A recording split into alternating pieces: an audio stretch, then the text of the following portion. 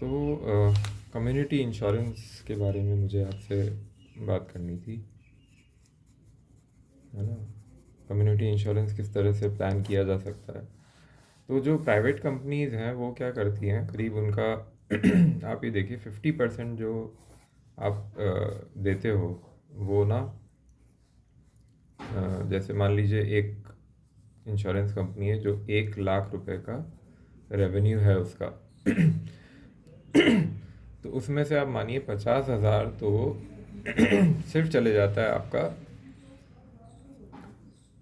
GST tax में, marketing में, और रेवेन्यू मतलब जो इन चीज़ों को चलाने के लिए रेवेन्यू एक्सपेंडिचर है, और इन सब में सिर्फ उसका 50% जो है 50,000 वो उसमें एक्चुअल ट्रीटमेंट्स में काम आता है। उसमें से भी फिर आप प्रॉफिट्स निकाल दीजिए तो मेरे ख्याल से एंड में 30,000 रुपये जो है एक्चुअल में आते हैं। तो 1 लाख में से 30% जो वो एक्चुअल में हेल्थ इंश्योरेंस में काम आ रहा है ना।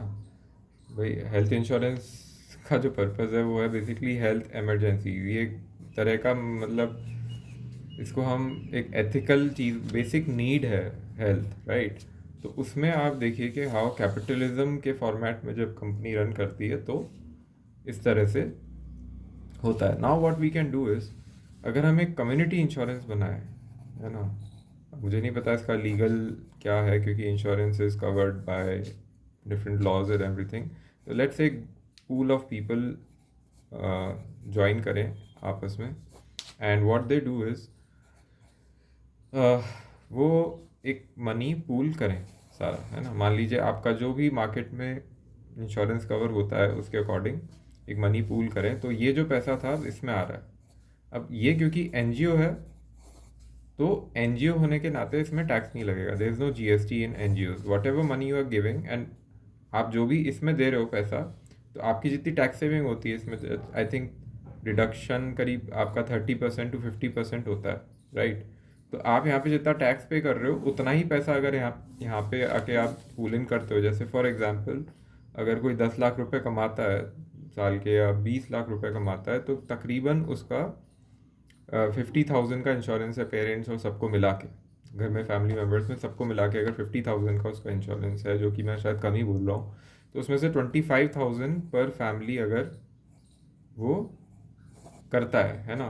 तो आप अगर एक और एवरेज निकाल के देखोगे कि जो आप इंश्योरेंस का कॉस्ट है आपका, तकरीबन आपकी जो रिस्क है उसका 10% आप दे रहे हो प्रीमियम, है ना। मतलब ऑन एन एवरेज अगर आप देखो कि आपको मान लो आप 25,000 साल का दे रहे हो, ये करीब करीब 10 साल में, ऑन एन एवरेज, ये एवरेजेस की हम बात करें, 10 साल में एक बार आप एक केस में आपको करीब 5 से 10 लाख की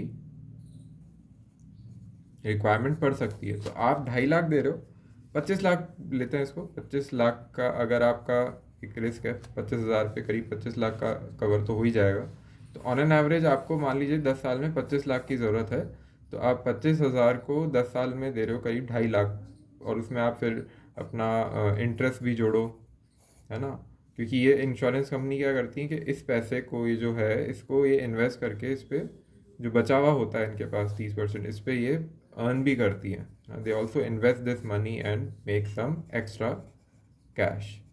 मेरा लाइफ इंश्योरेंस में इतना नहीं है, मतलब मैं फ़िलहाल सिर्फ इसी प्रिंसिपल को हम उस पर भी लेके डिस्कस कर सकते हैं। बट हाँ, यहाँ पे व्हाट वी अंडरस्टैंड इज़ कि दिस पूल ऑफ मनी, ये जो पूल है, पूल ऑफ मनी, है ना, इस पूल ऑफ मनी में हम ये जो पैसा आया है इसको हम इमरजेंसीज के लिए लोगों को यूज़ करें, है ना। जो जो जिसने पूल करा है उसका एक मतलब एक गाइडलाइन, एक कॉन्स्टिट्यूशन बने कि किस तरह से यूज़ होगा। मेरा पर्सनल बिलीफ ये है कि 5 स्टार फैसिलिटीज़ ना हो, है ना। क्योंकि 5 स्टार फैसिलिटीज़ होंगी तो दूसरों की जो नीड्स हैं जब वो मतलब लिमिटेड हो सकती हैं, मतलब अगर इमरजेंसी ज़्यादा आ गई तो 5 स्टार की बजाय बेसिक नेसेसिटीज़ हों, पूरी कवर हो, इसको एक डिज़ाइन किया जा सकता है बहुत डिटेल में। कि मतलब एक अच्छा हेल्थ प्रोग्राम पूरा बना के इसको करा जा सकता है, जिसमें जैसे मेन स्ट्रीम इनमें भी वो स्कीम्स देते हैं हेल्थ प्रोग्राम्स, राइट, कि जिसमें आपको मेंबरशिप, जिम मेंबरशिप भी दे दी। तो एज अ ग्रुप जब आप इस चीज़ को करोगे तो you have a pool of money, you have a pool of people. 100 लोग आप साथ में मिलके, या 200 लोग, एक ऑर्गेनाइजेशन लेवल पे आप इसको मिलके अगर स्टार्ट करते हो, 300 लोग आप स्टार्ट करते हो इसको मिलके, सेल्फ हेल्प ग्रुप टाइप उसको रजिस्टर करके आप कर सकते हो। तो आप सबसे पहला क्या करो कि इस पैसे को आप इन्वेस्ट कर सकते हो एक नेचर रेजिडेंस रिट्रीट में, है ना, जहाँ पे बेसिक डॉक्टर फैसिलिटीज़ अवेलेबल हों, बेसिक हेल्थ फैसिलिटीज़ अवेलेबल हों। तो हमें क्या करना है, हमें इमरजेंसी पे तो जाना ही नहीं है। मतलब रिस्क मिटिगेशन का एक पार्ट ये भी है कि आप लोगों की हेल्थ इतनी अच्छी कर दो, तो एक तो आप इसी में आप ऐसा प्रोग्राम डिज़ाइन कर सकते हो, एक तो प्री स्क्रीनिंग हो जाए, है ना, कि मतलब इंश्योरेंस देने से पहले यहाँ पे, मतलब ये वाला जो 25,000 है इसको देने से पहले, ये पूरी एक प्रोसेस है। मैं मतलब इसका आपको एक ओवरव्यू दे रहा हूँ। ऑफ कोर्स इसमें एग्जैक्ट क्या डिटेल्स होंगी ये तो हम जब इसको डिज़ाइन करेंगे तब पता चलेगा। बट यहाँ पे मेरा आइडिया है, मेरा पर्पज़ है आइडिया शेयर करना एक ब्रॉड, और समझाना कि चीज़ें कैसे प्लेस्ड है ना। तो यहाँ पे प्री स्क्रीनिंग हुई कि आपकी कंडीशन अभी क्या है, आपकी रिस्क कितनी है, और अगर आपकी रिस्क ज़्यादा है, कम है, जो भी है ना, प्री स्क्रीन के बाद हम पोस्ट स्क्रीन, तो हम मना किसी को ना करें, हम लें उसको, लेकिन उसका जो कंट्रीब्यूशन है उसको थोड़ा ज़्यादा या कम कर लें डिपेंडिंग ऑन उसकी पहले की कंडीशंस कैसी हैं, है ना। फिर पोस्ट के बाद हम क्या करेंगे, पोस्ट के बाद हम उसको हेल्थ प्रोग्राम्स में इन्वॉल्व करें। तो ये जो पैसा है जो पूल हो रहा है यहाँ पे, 25,000 100 लोगों ने करा मान लीजिए, तो 2.5-3 करोड़ का आपका वो बनेगा। तो आप क्या कर रहे हो, उसकी आप एक हेल्थ रिट्रीट बना रहे हो, जो कि एक ऐसी जगह है जहाँ पे एक नेचुरोपैथ है, एक मॉडर्न मेडिसिन का डॉक्टर है, एक लैब है, आयुर्वेदिक डॉक्टर है, कुछ फार्मिंग होती है, ये सारी चीज़ें हैं वहाँ पे। तो उस ये जगह फिर आपका एक होम हॉस्पिटल हो गया। जैसे होम डॉक्टर होता है, फैमिली डॉक्टर, वैसे आपका फैमिली इंश्योरेंस है एक तरह से। तो ये पूरा एक आपका एक कम्युनिटी फैमिली इंश्योरेंस प्लान है। तो फैमिली इंश्योरेंस मतलब एक कम्युनिटी इंश्योरेंस मैं इसको कहता हूँ, इस आइडिया को। और इसमें फिर क्या है ये जो आपने रिट्रीट बनाया, ये जगह वहाँ पे ये जो मेंबर्स हैं और इनके रिलेटिव्स हैं वो जाके यहाँ रहते हैं, एंड दे पे सम एक्स्ट्रा। मतलब आप ट्रैवल करने जाते हो, आप इतना पैसा खर्च करते हो, तो आपका यहाँ बहुत सस्ते में, तो इस पैसे में आपको यहाँ पे एक सब्सिडाइज्ड रिट्रीट मिल रहा है, एक कम्युनिटी स्पेस मिल रही है, आपकी हेल्थ प्रोग्राम मिल रहा है, सारी चीज़ें मिल रही है, और इससे कम पैसे में। ये पावर है कम्युनिटी की। अगर आप शेयरिंग पे आते हो, ये कैपिटलिस्ट तरीका है करने का, मतलब this is all money is going waste.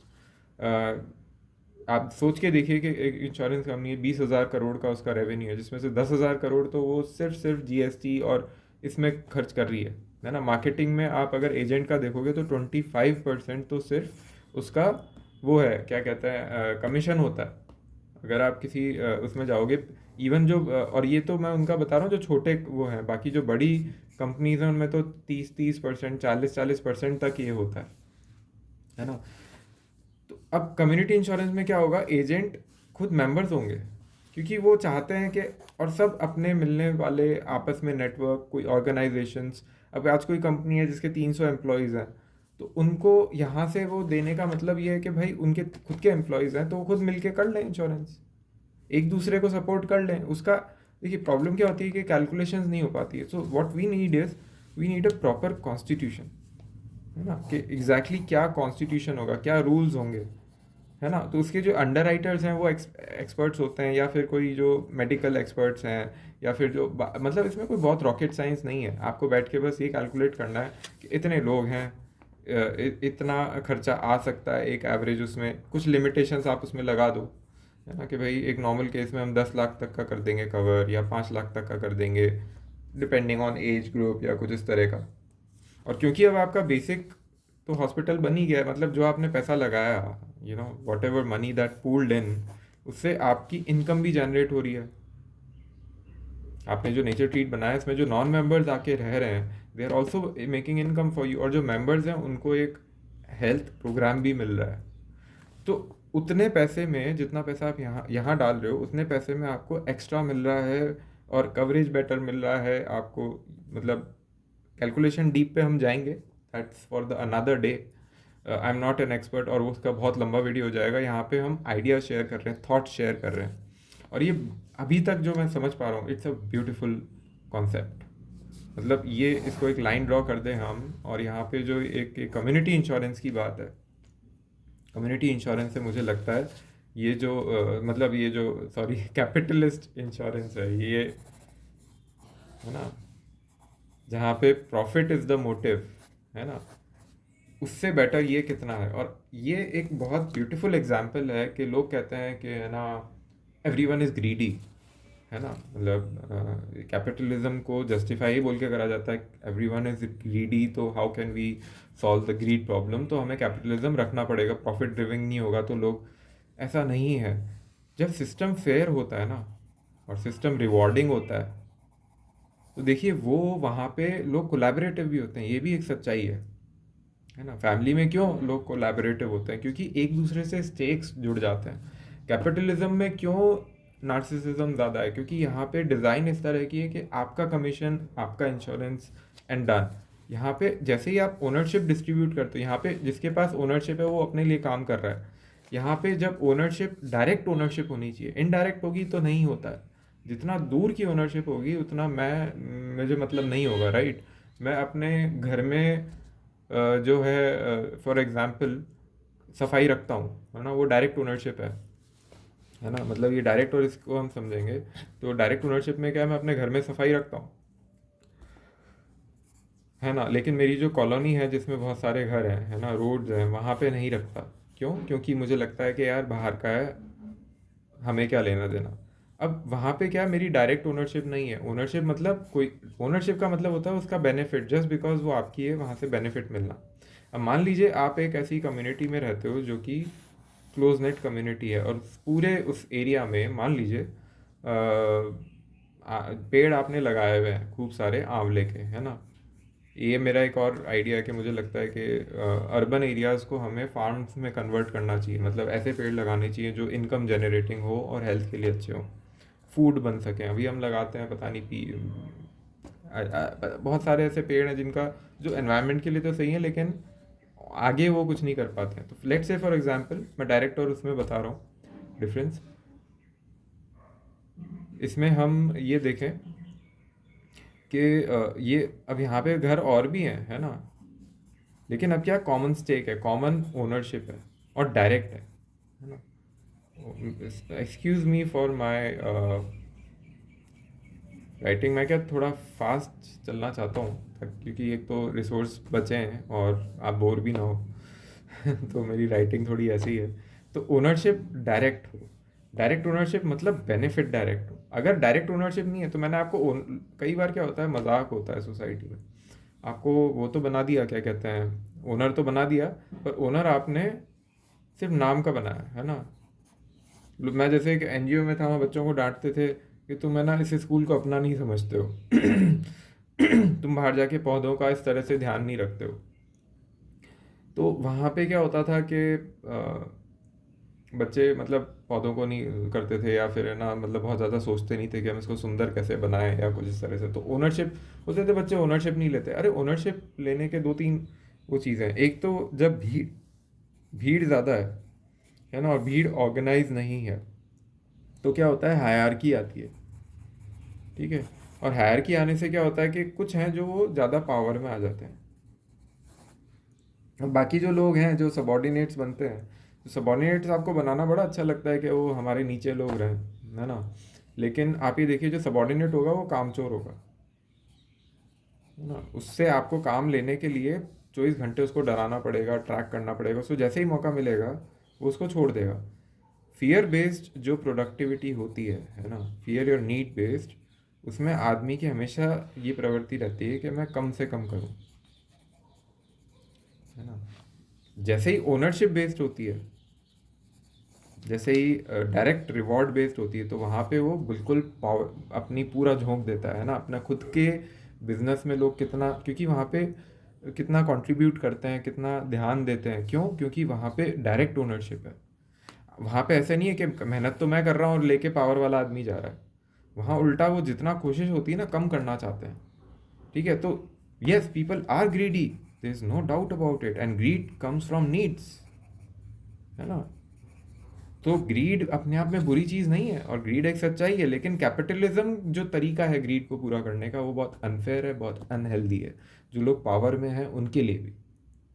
क्योंकि जो पावर में है वो इसको एक तो मेहनत ज़्यादा करनी पड़ रही है, इन लोगों को एंड में उसको जो बेनिफिट मिल रहा है वो उतना ही मिल रहा है जितना वो एक डिस्ट्रीब्यूट करके करेगा। इसलिए आप देखिए आजकल जो नए स्टार्टअप्स हैं वो क्या करते हैं, new startups these days they are sharing ownerships in the companies, ESOPs देते हैं, शेयर्स देते हैं अपने एम्प्लॉयज़ को। उनको पता है कि जब हम ये देंगे तब लोग अच्छे से करेंगे, उनको हमें जो हमारे सबॉर्डिनेट्स हैं, जो इनको वो टीम मेंबर्स कहते हैं, है ना। जब आपको शेयर मिलता है तो आपको क्या कहते हैं, आप शेयर होल्डिंग, है ना। आप ये थोड़ी कहते हो ये हमारे शेयर होल्डर्स हैं, ये हमारे नौकर हैं, हम आप उनको बोलते हो शेयर होल्डर्स, राइट।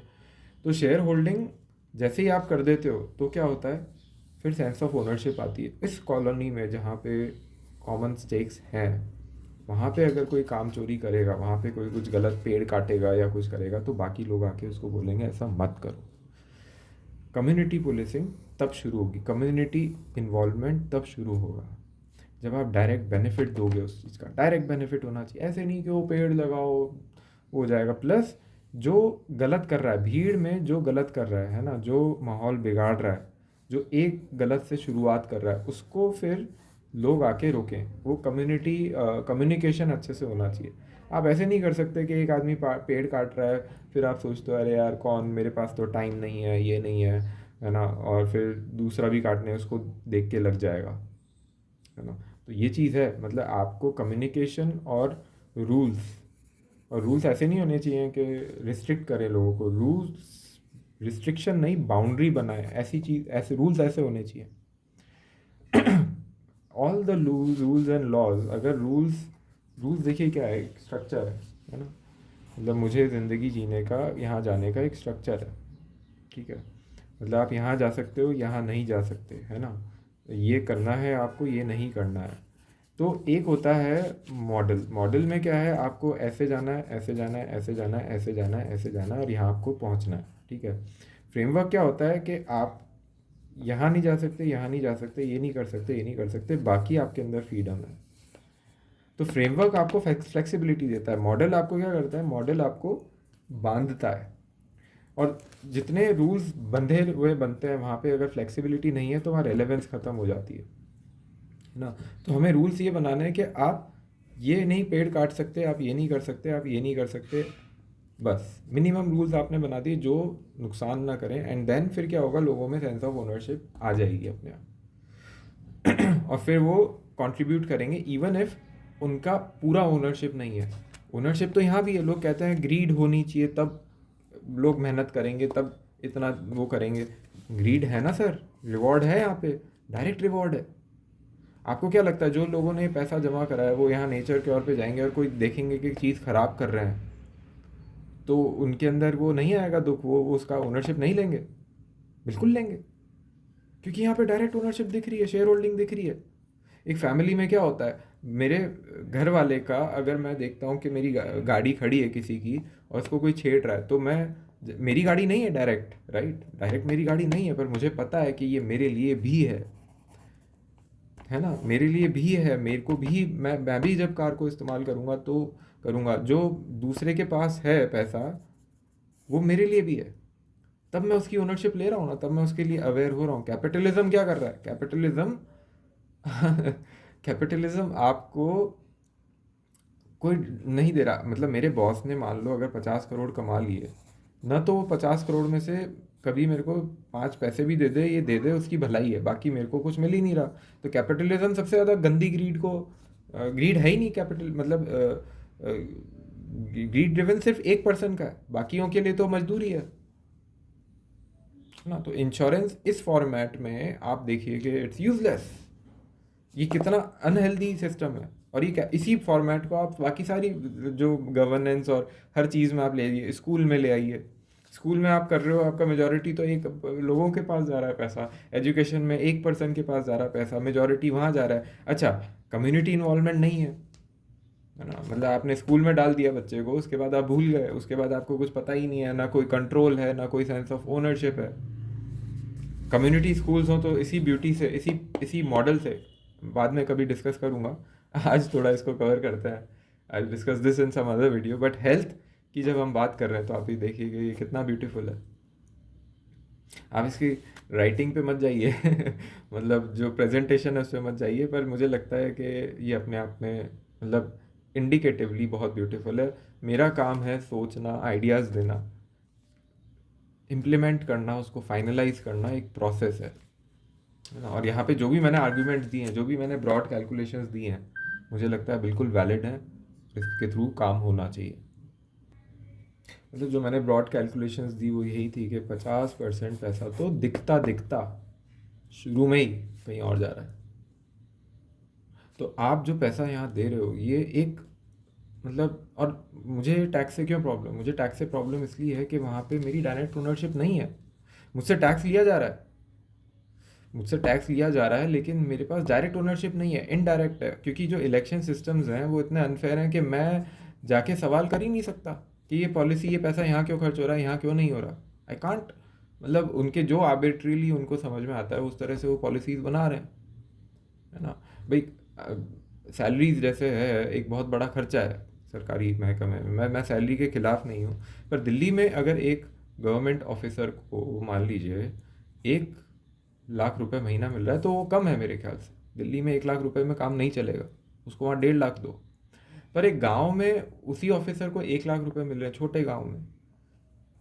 तो ये क्या होता है कि फिर ये पैसा वेस्ट हो रहा है सारा, है ना। तो मुझे लगता है कि ये एक एग्जांपल है। मतलब गवर्नमेंट कई बार इस तरह के खर्चे करती है जो मुझे लगता है कि नीड बेस्ड नहीं, लग्जरी बेस्ड होता है। गवर्नमेंट का काम है बेसिक इंफ्रास्ट्रक्चर को खड़ा करना। अगर गवर्नमेंट एक महल खड़े कर रही है, बड़े बड़े वो खड़े कर रही है, जो उसको जस्टिफाई कर सकते हो कि आप नई नई लोगों को दिखाना भी पड़ता है, इम्प्रेशन होता है, इम्प्रेशन करके कोई आपको ना लॉन्ग टर्म बेनिफिट नहीं हो सकता, ऐसा मेरा मानना है। तो इसलिए मैं टैक्स सिस्टम्स के खिलाफ हूँ। आप लोगों को अगर ये दिखाना चाहते हो, देखो हमने स्टैचू ऑफ यूनिटी जितनी बड़ी वो बना दी, हालांकि स्टैचू यूनिटी तो शायद गिफ्टेड थी, और अब आप लोगों का इम्प्रेशन ले रहे हो, तो देखो इम्प्रेस करके लोग जेलस ही होंगे आपसे, है ना। और उनको जेलस करके आपको क्या फ़ायदा हुआ।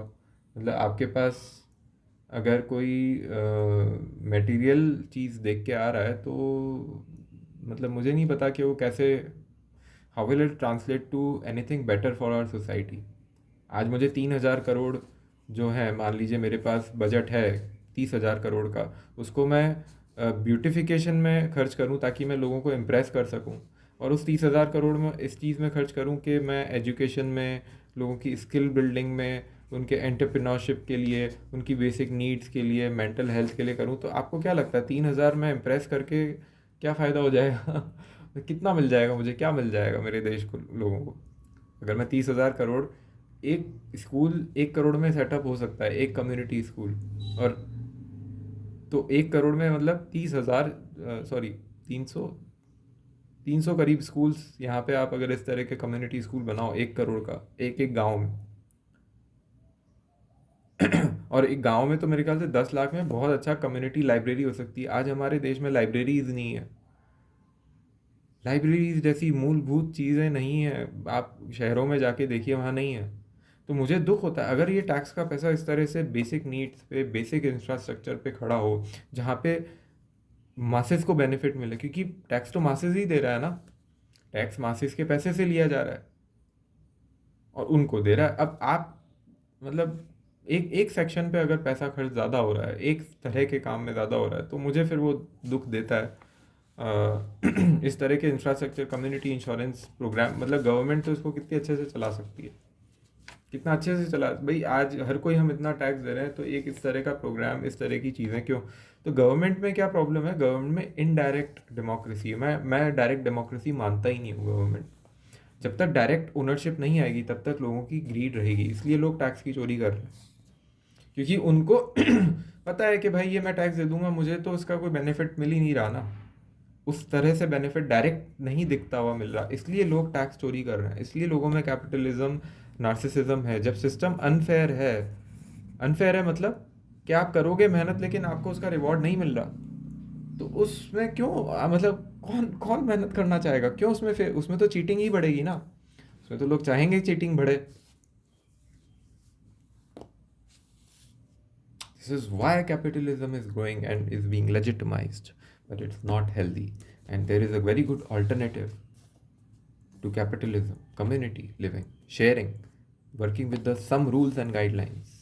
है ना, बहुत rigid rules नहीं, some frameworks, ट्रांसपेरेंसी, यहाँ पे पूरी ट्रांसपेरेंसी हुई कि एक पैसा किस केस में खर्च हुआ, कैसे खर्च हुआ, क्यों खर्च हुआ। There could be a team जो हर केस को इवेलुएट करके वहाँ पे वो करे।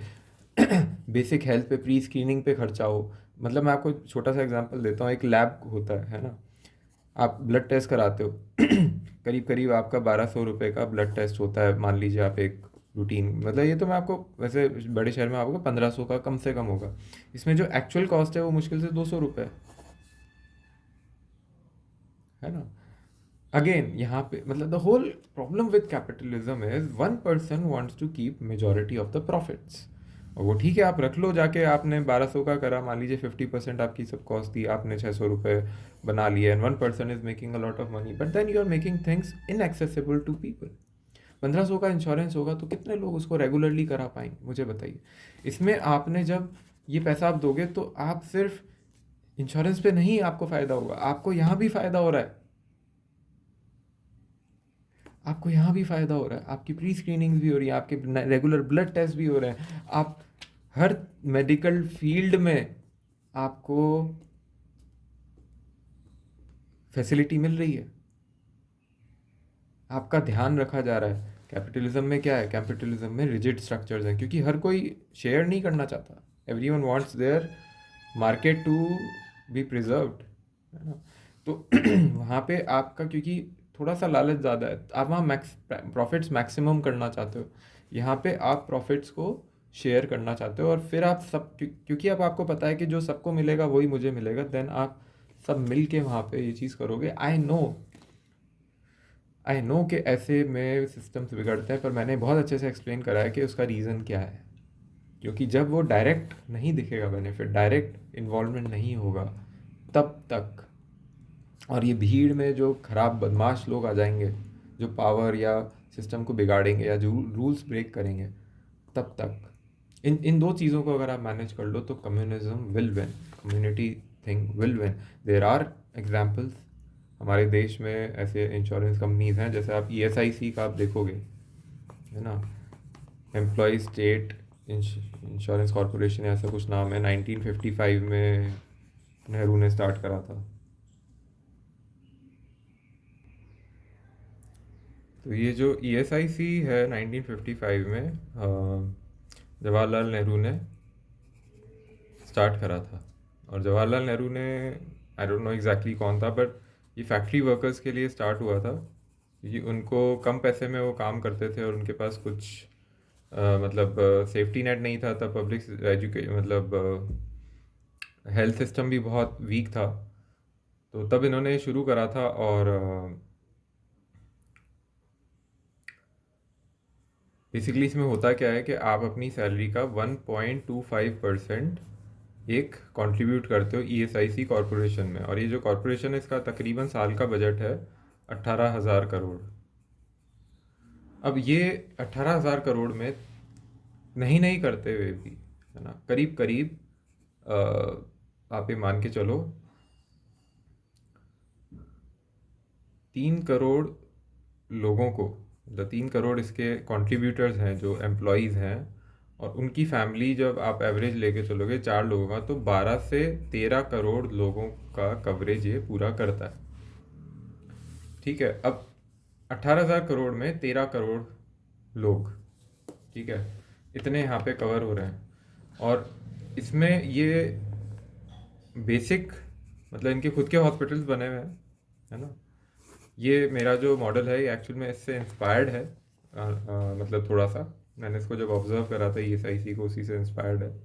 हालांकि इसमें जो रिट्रीट और ये हेल्थ मॉडल्स हैं ये इस तरह से नहीं है, प्लस क्योंकि इसमें भी इनडायरेक्ट है ना, तो यहाँ पे भी क्या होता है कि कई पैसा जो है मेरे ख्याल से थोड़ा सा वेस्ट भी होता है। तो मैं बहुत ज़्यादा, और यहाँ पे जो हॉस्पिटल्स होते हैं वो फुल फ्लेजेड बड़े हॉस्पिटल्स हैं, तो मुझे लगता है कि ये चीज़ इस तरह से भी की जा सकती है तो बेटर और ज़्यादा बेटर हो सकती है। तो ESIC में आप देखिए कि बेसिक आपको आपके पेरेंट्स तक को सारा इंश्योरेंस मिलता है, बच्चों को सारा हेल्थ इंश्योरेंस मिलता है, बेसिक रीजनेबल मेडिकल केयर, जिसमें कुछ वेटिंग पीरियड नहीं है, कुछ ऐसा नहीं है ये इंक्लूजन ये limit, nothing is there, whatever happens, कभी भी आपको कुछ भी होता है, मैटरनिटी ये वो सब कवर है इसके अंदर। आपको सिर्फ अपनी सैलरी का 1.25% देना है, जो तकरीबन एक अगर 10,000 रुपये कोई कमा रहा है तो आप मान के चलिए 200 उसके महीने के होते हैं, साल के उसके करीब करीब 2,500 रुपये हुए। 2,500 रुपये में इतनी सारी फैसिलिटी, पेरेंट्स वेरेंट्स सब कुछ, बेसिक फैसिलिटी होती है नो डाउट, लेकिन 2,500 रुपये में एक गरीब आदमी को यहाँ पे लोअर मिडिल क्लास जो आदमी है जो अफोर्ड नहीं कर सकता है उसको ये सारी फैसिलिटी यहाँ पे मिल जाती है। Everything is covered in this, nearly everything. न सिर्फ इसके खुद के हॉस्पिटल है, इन्होंने ये भी शुरू करा है सुपर स्पेशलिटी के साथ, इन्होंने टाइप भी करा है। उसमें क्या है कि कुछ चीज़ें ऐसी हैं जो इनके हॉस्पिटल्स में अगर नहीं हो पा रही हैं, अवेलेबल नहीं है, तो ये कुछ पेशेंट्स को उन अच्छे हॉस्पिटल्स में भी रेफ़र करते हैं इसी पैसे में, कोई एक्स्ट्रा पैसा नहीं है उसका। तो ये कम्युनिटी मॉडल है, लोग कहते हैं कम्युनिज्म फेल हो गया, ये तो कम्युनिटी मॉडल है और आज इतने लोग इसका बेनिफिट्स ले रहे हैं। आज अगर आप उनसे बात करोगे एम्प्लॉयज़ से, और जो इसके बारे में अवेयर हैं वो नौकरी पे ही नहीं आएंगे। अगर आप उनको 10,000 रुपये भी एक्स्ट्रा दे दो वो नहीं आएंगे अगर आप ESIC नहीं दे रहे हो उनको। तो उनके माँ बाप, उनके बच्चे सब कवर हैं इसमें। सिर्फ मेडिकल हेल्थ नहीं है इसमें, आपका वो भी है, अगर आपको कोई इमरजेंसी मतलब हेल्थ इशू हो गया तो आपको अनएम्प्लॉयमेंट का जो आपका टाइम है उतने टाइम का आपको 3 महीने तक का सैलरी भी मिलेगा, है ना। मतलब साल में अगर आपने कुछ मतलब वो होते हैं कुछ फ्रेमवर्क्स हैं, जब मैंने फ्रेमवर्क्स की बात करी थी तो इस फ्रेमवर्क में भी आपको वो मतलब फिट होता है तो वहाँ पे आपको वो मिलेगा। ओके, तो ये है। इसके अलावा अगर किसी की डेथ होती है तो उसके सैलरी का 50% लाइफ लॉन्ग उसकी वाइफ को मिलेगा, और उसके जितने बच्चे हैं उनको 25% मिलेगा। अगर मेल है तो 25 ईयर्स तक, और फीमेल है तो मैरिज तक। 25 ईयर्स तक एक बच्चे को 25%, तो मान लीजिए तो उसकी जो भी एजुकेशन का बेसिक खर्चा है उसको ये पता है कि even if my father is not there, मुझे पता है कि 25 साल तक मुझे सपोर्ट है जो मेरे फादर का था और मेरी। तो इतना ब्यूटीफुल प्रोग्राम है बताइए। और ये सिर्फ एक इंश्योरेंस, जो मेन स्ट्रीम कैपिटलिस्ट कंट्री का जो कैपिटलिज्म मॉडल का एक इंश्योरेंस का जो खर्चा है उससे 12 करोड़ लोगों का ये पूरा कवर हो रहा है। कितना ब्यूटीफुल मॉडल है ये, आप सोच के देखिए, है ना। और ये 1955 में शुरू हो गया था, नेहरू ने करा था, जिसको आजकल कई लोग गालियाँ देते हैं। वो जो 13 करोड़ बेनिफिशरीज हैं, हो सकता है उनमें से ही कई लोग हो जो नेहरू को गाली देते हो, कांग्रेस को गालियाँ देते हो। कांग्रेस ने बहुत गलतियाँ करी, कांग्रेस परफेक्ट नहीं थी, आई एग्री, बट उस ज़माने में इतनी विजन रख के ये चीज़ शुरू करना, आज तो मैं सोच ही नहीं पाता, इस तरह की कोई स्कीम्स मुझे दिखती ही नहीं है कि इस कॉस्ट में इस लेवल की फैसिलिटी, सुपर स्पेशलिटी लेवल की फैसिलिटी आज की तारीख में मुझे दिखता नहीं है। और इतना इजीली कवर, अब जो भी आजकल आयुष्मान कार्ड बन रहा है, ये बन रहा है, उसके लिए एलिजिबल होने के लिए कितना मुश्किल होता है। और ये तो उसमें भी खर्चा हो रहा है सरकार का, ऐसा नहीं है कि मतलब इंटेंशन ठीक होगा, पर इस लेवल पे कवरेज मुझे नहीं दिखा वहाँ पे, आई कुडेंट। और मैं लोगों को देखता हूँ, बेनिफिशरीज को देखता हूँ, कई लोगों में अवेयर नहीं है, इनमें से बहुत लोग हैं जो अवेयर नहीं है, उसका फ़ायदा नहीं लेते हैं, बट दे कैन ऑल्सो। तो ये जो पूरा मॉडल है इसकी मतलब पॉसिबिलिटीज़ जो है बहुत बड़ी हैं, मतलब इसको आप हल्का फुल्का मत मानिए। ये अगर 18,000 करोड़ में ये सारे बेनिफिट्स भी मिल सकते हैं, मतलब मेडिकल तो मिल ही रहा है, साथ में डेथ बेनिफिट, ये सब भी मिल रहे हैं आपको। तो आप सोचिए कि इतना पैसा जब आप कलेक्ट करोगे, क्या है कि कैपिटल जो है, कैपिटल जैसे ही आप लेके आते हो, है ना, when ever you pool money, तो क्या होता है, पूल करने से, कैपिटल करने से it becomes an income generating asset, अगर आप उसको इन्वेस्ट सही से कर देते हो तो, है ना। और पूल बिग मनी, है ना। तो बिग मनी से क्या होता है, आप एक एसेट खरीद सकते हो जो इनकम जनरेट करे। तो मैंने गांव वालों के लिए भी एक वीडियो बनाया था एक बार, मैं कह रहा था भाई आप लोग हर कोई मान लो, और ये कम्युनिटी की पावर है, the moment you come together, you know, the whole power of community is this. तो आपकी रिस्क भी डिस्ट्रीब्यूट हो जाती है और आपका इनकम भी बढ़ जाएगी। मान लीजिए मेरे पास एक 10,000 रुपये है, ठीक है।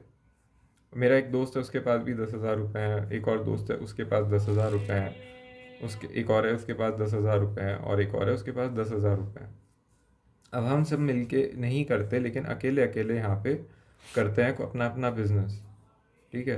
तो 10,000 के एसेट में हो सकता है हम मुश्किल से महीने के, लेट्स से फॉर एग्जांपल 50 रुपये दिन के कमा रहे हैं, ठीक है, उस इन्वेस्टमेंट से, ठीक है। और यहीं पे हम अगर उसको पूल इन कर लेते हैं तो हमारा टोटल हो गया 1 2 3 4 5, 50,000, ठीक है। अब 50,000 का हमने कुछ ऐसा एसेट खड़ा करा, तो उस एसेट से फिर हम यहाँ पे, जहाँ पे 1 2 3 4 5 250 रुपये कमा रहे थे, तो यहाँ पे इस एसेट के थ्रू हम 500 रुपये आराम से कमा सकते हैं। ये आप समझ सकते हो बहुत इजीली इस चीज़ को।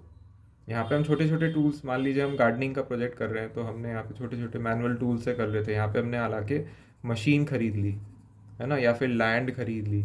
ये फंड्स पे मत जाइए, आप इसको रेशियो जैसे समझिए, है ना। ये 1 लाख हो सकता है, 10 लाख हो सकता है, कुछ भी हो सकता है। तो आप छोटे छोटे छोटे बिजनेस कर रहे हो, तो आपका जो ROI है वो उतना परसेंट में नहीं होगा, उतना बड़ा नहीं होगा जितना आप एक बड़ा पूल करोगे। तो कैपिटल जो होता है, कैपिटल और कैपिटलिज्म, इसको में से अगर इज्म हटा दें और कैपिटल को रख लें, तो कैपिटल में कोई बुराई नहीं है, कम्युनिटी कैपिटलिज्म करें है ना। और जितनी बड़ी कम्युनिटी उतना सबका फायदा, उतना सबका डायरेक्ट बेनिफिट, और जितना सबका डायरेक्ट बेनिफिट उतना लोगों के अंदर रिस्पॉन्सिबिलिटी, उतना लोगों को अच्छा रिवॉर्ड, उतना लाइफ की क्वालिटी। यहाँ पे क्या क्वालिटी है, व्हाट इज द क्वालिटी है। आधे लोगों का रिजेक्ट हो जाता है, आधे लोगों को टेस्ट नहीं मिलता, आपने इंश्योरेंस भी कर लिया फिर भी आपको गारंटी नहीं है कवरेज होगा या नहीं होगा। मुझे जब मैंने पूरा इसको स्टडी करा था, मुझे खुद को इंश्योरेंस लेना था, और मैंने जब इसको खूब पढ़ा करा, तो मुझे एक बार लालच आया, यार 25% मुझे मिल रहा है ना, मैं भी अब इंश्योरेंस सीख के 25% मुझे मिल जाएगा, तो मैं अपनी मतलब छोटी सोच रख के 25% वाला ले सकता था कि चलो यार मैं इसको बेचता हूँ, 25% मुझे मिलेगा, कितना अच्छा ये है, मैं किसी को 10,000 में बेच रहा हूँ, मुझे 2,500 मिल रहा है। तो मैं अपनी शॉर्ट साइटेडनेस में ये करता, ठीक है, कि मेरे को अपना बेनिफिट मिल रहा है, मेरे को डायरेक्ट बेनिफिट मेरा ये वाला दिखता रहता कि मैं शॉर्ट साइटेडनेस में करता रहता, तो मुझे ये 25% तो मिल जाता। लेकिन मैं सिस्टम को कभी फेयर नहीं बनाता, और जब तक सिस्टम को फेयर अगर ये मिल जाएगा, तो सोचिए मेरे को फिर इसकी ज़रूरत ही नहीं है ना, फिर मैं शॉर्ट साइटेडनेस थोड़ी रखूँगा, मैं तो फिर ये इस पे ध्यान दूंगा, क्योंकि यहाँ पे सिस्टम ही इतना अच्छा है कि मेरे को जो है मतलब अपना अपना दायरा देख के, मेरा अपने घर की नहीं सोच रहा फिर मैं, अभी मैं अपने घर की सोच रहा हूँ कि मुझे 25% मिल जाए, मेरा फ़ायदा हो जाए, ठीक है। लेकिन उससे सबका नुकसान हो रहा है ना सर। इस पूरे सिस्टम में मैंने किसी को 50,000 का दिला दिया इंश्योरेंस, पर हमेशा उसके ऊपर ये डाउट है कि वो कौन सी क्लॉज में क्या कभी कवर ना होए, उसको हेल्थ प्रोग्राम नहीं मिल रहा, उसको रिट्रीट नहीं मिल रही, उसको ये सारी चीज़ें नहीं मिल रही। कितना अनफेयर सिस्टम है ये। और ये प्रॉब्लम है एक लोगों की, ग्रीड सबकी है, ग्रीड है तो नीड भी है ना। ग्रीड आती ही तब है जब सिस्टम अनफेयर होता है। लोग कहते हैं greed is truth, that's why we need capitalism. You need capitalism because you have an unfair system. जहाँ पे इनजस्टिस होगा वहाँ पे ग्रीड होगी, जहाँ पे डेप्रिवेशन होगा वहाँ पे ग्रीड आएगी, जहाँ पे लैक ऑफ पुलिसिंग होगी वहाँ पे लोग ग्रीड को प्रैक्टिस कर सकेंगे। यहाँ पे कम्युनिटी लिविंग में अगर भीड़ नज़र रखती है, ट्रांसपेरेंसी होती है, तो कैसे हो जाएगा ग्रीड। कौन ग्रीड को कर पाएगा, कौन अपनी ड्यूटी को, कौन यहाँ पे चीटिंग कर पाएगा, कौन पावर में ज़्यादा आ पाएगा। ये पावर में कब आते हैं? जब भीड़ अनऑर्गेनाइज हो जाती है तब लोग ऐसे अनड्यू पावर में आते हैं। हर किसी का जो होता है एक कम्युनिटी में लोगों की रिस्पॉन्सिबिलिटी होती है, और जितनी उस रिस्पॉन्सिबिलिटी को करने के लिए शक्ति चाहिए उतनी उनको दी जाती है, जितना उसके लिए उस काम को करने के लिए वो उनको दिया जाता है। और कम्युनिटी में ये कहना कि बस जो टैलेंटेड है उसी को हम ऊपर उठाएंगे, जो टैलेंटेड नहीं है उसको नहीं उठाएंगे, जो पावरफुल है उसी को ऊपर उठाएंगे, जो पावरफुल नहीं है उसको नहीं उठाएंगे, तो ह्यूमन लाइफ एग्जिस्ट नहीं कर पाएगी। क्योंकि आप ये सोचिए ना, बच्चा जब पैदा होता है तो वो आज टैलेंटेड नहीं है, हाँ, आज वो पावरफुल नहीं है, लेकिन कल पावरफुल होगा। आज जो जवान है वो आज पावरफुल नहीं है, मतलब आज पावरफुल है कल नहीं होगा। अगर आपका पैरामीटर ये है कि जो पावरफुल है सर्वाइवल ऑफ द फिटेस्ट, ये तो ज़िंदगी का एक सच्चाई है, ये एक ज़िंदगी का 1% हिस्सा है। हाँ, जंगल में ऐसा थोड़ी है कि जो कमज़ोर है उसको सबको मार दिया जाता है। हाँ, उसका रिस्क रहती है, उसको मरने का एक रिस्क रहता है, पर एक उसकी परसेंटेज 5 to 10% होगी ज़्यादा से ज़्यादा। यहाँ तो हमने मेन स्ट्रीम इसको बना दिया है, हम इसको मेन स्ट्रीम लेजिटिमाइज कर रहे हैं। हर आदमी को आज एक अच्छी ज़िंदगी जीने के लिए, बेसिक नीड्स को पूरा करने के लिए ईएसआईसी जैसा उसके पास क्यों नहीं हो। और मेरे को तो दुख होता है इसमें, जो ईएसआईसी में मैक्सिमम वो है, वो करीब 20,000 रुपये अगर आप कमा रहे हो तो आप इसमें कर सकते हो, उसके ऊपर ये नहीं आप मेंबर बन सकते। तो ये तो एक मतलब मेरी अगर 25,000 सैलरी हो तो और मुझे ये लेना हो तो मैं तो बोलूँ भाई मुझे 20,000 दे दो मुझे, लेकिन इसमें रहना है ना? तो ये सारी बातें हैं। कैपिटल आप लेके आओ, है ना, कैपिटल को आप इन्वेस्ट करो, है ना, और उससे आप एसेट्स बनाओ, उससे आप टेक्नोलॉजी बनाओ, और उसको आप शेयर करो लोगों के साथ। जितना आप लोगों में इन्वेस्ट करोगे, जितना आप अच्छे कम्युनिटी चीज़ों में इन्वेस्ट करोगे, है ना, it's not a waste of money. Waste of money यहाँ पे है, क्योंकि यहाँ पे क्या होता है, एक आदमी के बहुत सारा पैसा आता है तो वो करेगा क्या उस पैसे का? उसको वेस्ट करेगा, इधर उधर फेंक देगा उस पैसे को, अननेसेसरी चीज़ों में इन्वेस्ट करेगा। वो एक हमारे पैसे वाले किसी की शादी हो रही थी, वो दिखा रहा था मैंने 50 करोड़ की घड़ी खरीदी है। तो 50 करोड़ की घड़ी घड़ी उसने ऐसे ही तो खरीदी है, इसी सिस्टम से तो खरीदी है उसने। कुछ जो भी जगह है, जो भी सिस्टम्स हैं, वो इतना पैसा उसने वहाँ से ऐसे ही तो कमाया है। और उस पैसे को 50 करोड़ की घड़ी उसने खरीद ली, वहाँ पे किसी के पास 50 रुपए की दवाई खरीदने के पैसे नहीं है। वो वहाँ पे मतलब इसके पास काम करने के लिए कुछ नहीं है, और यहाँ पे कोई है जो जिसको 10-10 12-12 घंटे अपनी बेसिक ज़रूरतों के लिए काम करना पड़ रहा है। ये इसको कैसे लेजिटिमाइज कर सकते हैं हम, इसको कैसे हम एज अ नॉर्म एक्सेप्ट कर सकते हैं?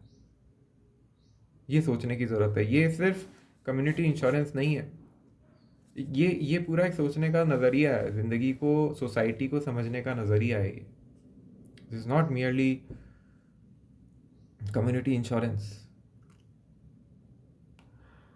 आई एम सॉरी, मेरी राइटिंग मतलब आप देख सकते हो ये पूरा एक जंगल है, और मैं इसको जंगल सोच कहता हूँ, क्योंकि जंगल में, और मतलब ये पूरा ब्रेन में मेरा जो था, थॉट्स जिस तरह से वो मैंने आपको प्रेजेंट करे हैं, है ना, और क्योंकि पूरा इसको रिकॉर्ड करा है तो होपफुली ऑडियो की हेल्प से आप इस चीज़ को समझ पाओगे, इसकी रेलेवेंस को, इसकी नीड को आप समझ पाओगे। क्लियर नहीं है, क्लियर होने की ज़रूरत भी नहीं है कॉन्सेप्ट, लेकिन बहुत क्लियर है। इसकी निटिग्रिटीज़ नहीं है, पर निटिग्रिटीज़ इज़ अ प्रोसेस। मेरा काम है आइडियाज़ को इंसाइट करना, मेरा काम उसको एग्जीक्यूशन शुड ऑलवेज, एग्जीक्यूशन जो है वो मटेरियल पे बेस्ड होता है ना। मटेरियल होता है आपका टाइम, कैलकुलेशंस, है ना, लैंड। मेरे पास ये सब कुछ नहीं है, मैं अकेला हूँ। I don't have 200 man hours के मैं बैठ के इसकी पूरा प्रपोजल तैयार करूँ। मैंने यहाँ पे गाइडलाइंस दे दिया, मैंने पूरा ब्रॉडली बता दिया क्या है, काफ़ी हद तक मैंने पॉइंट सारे कवर कर दिए इसमें।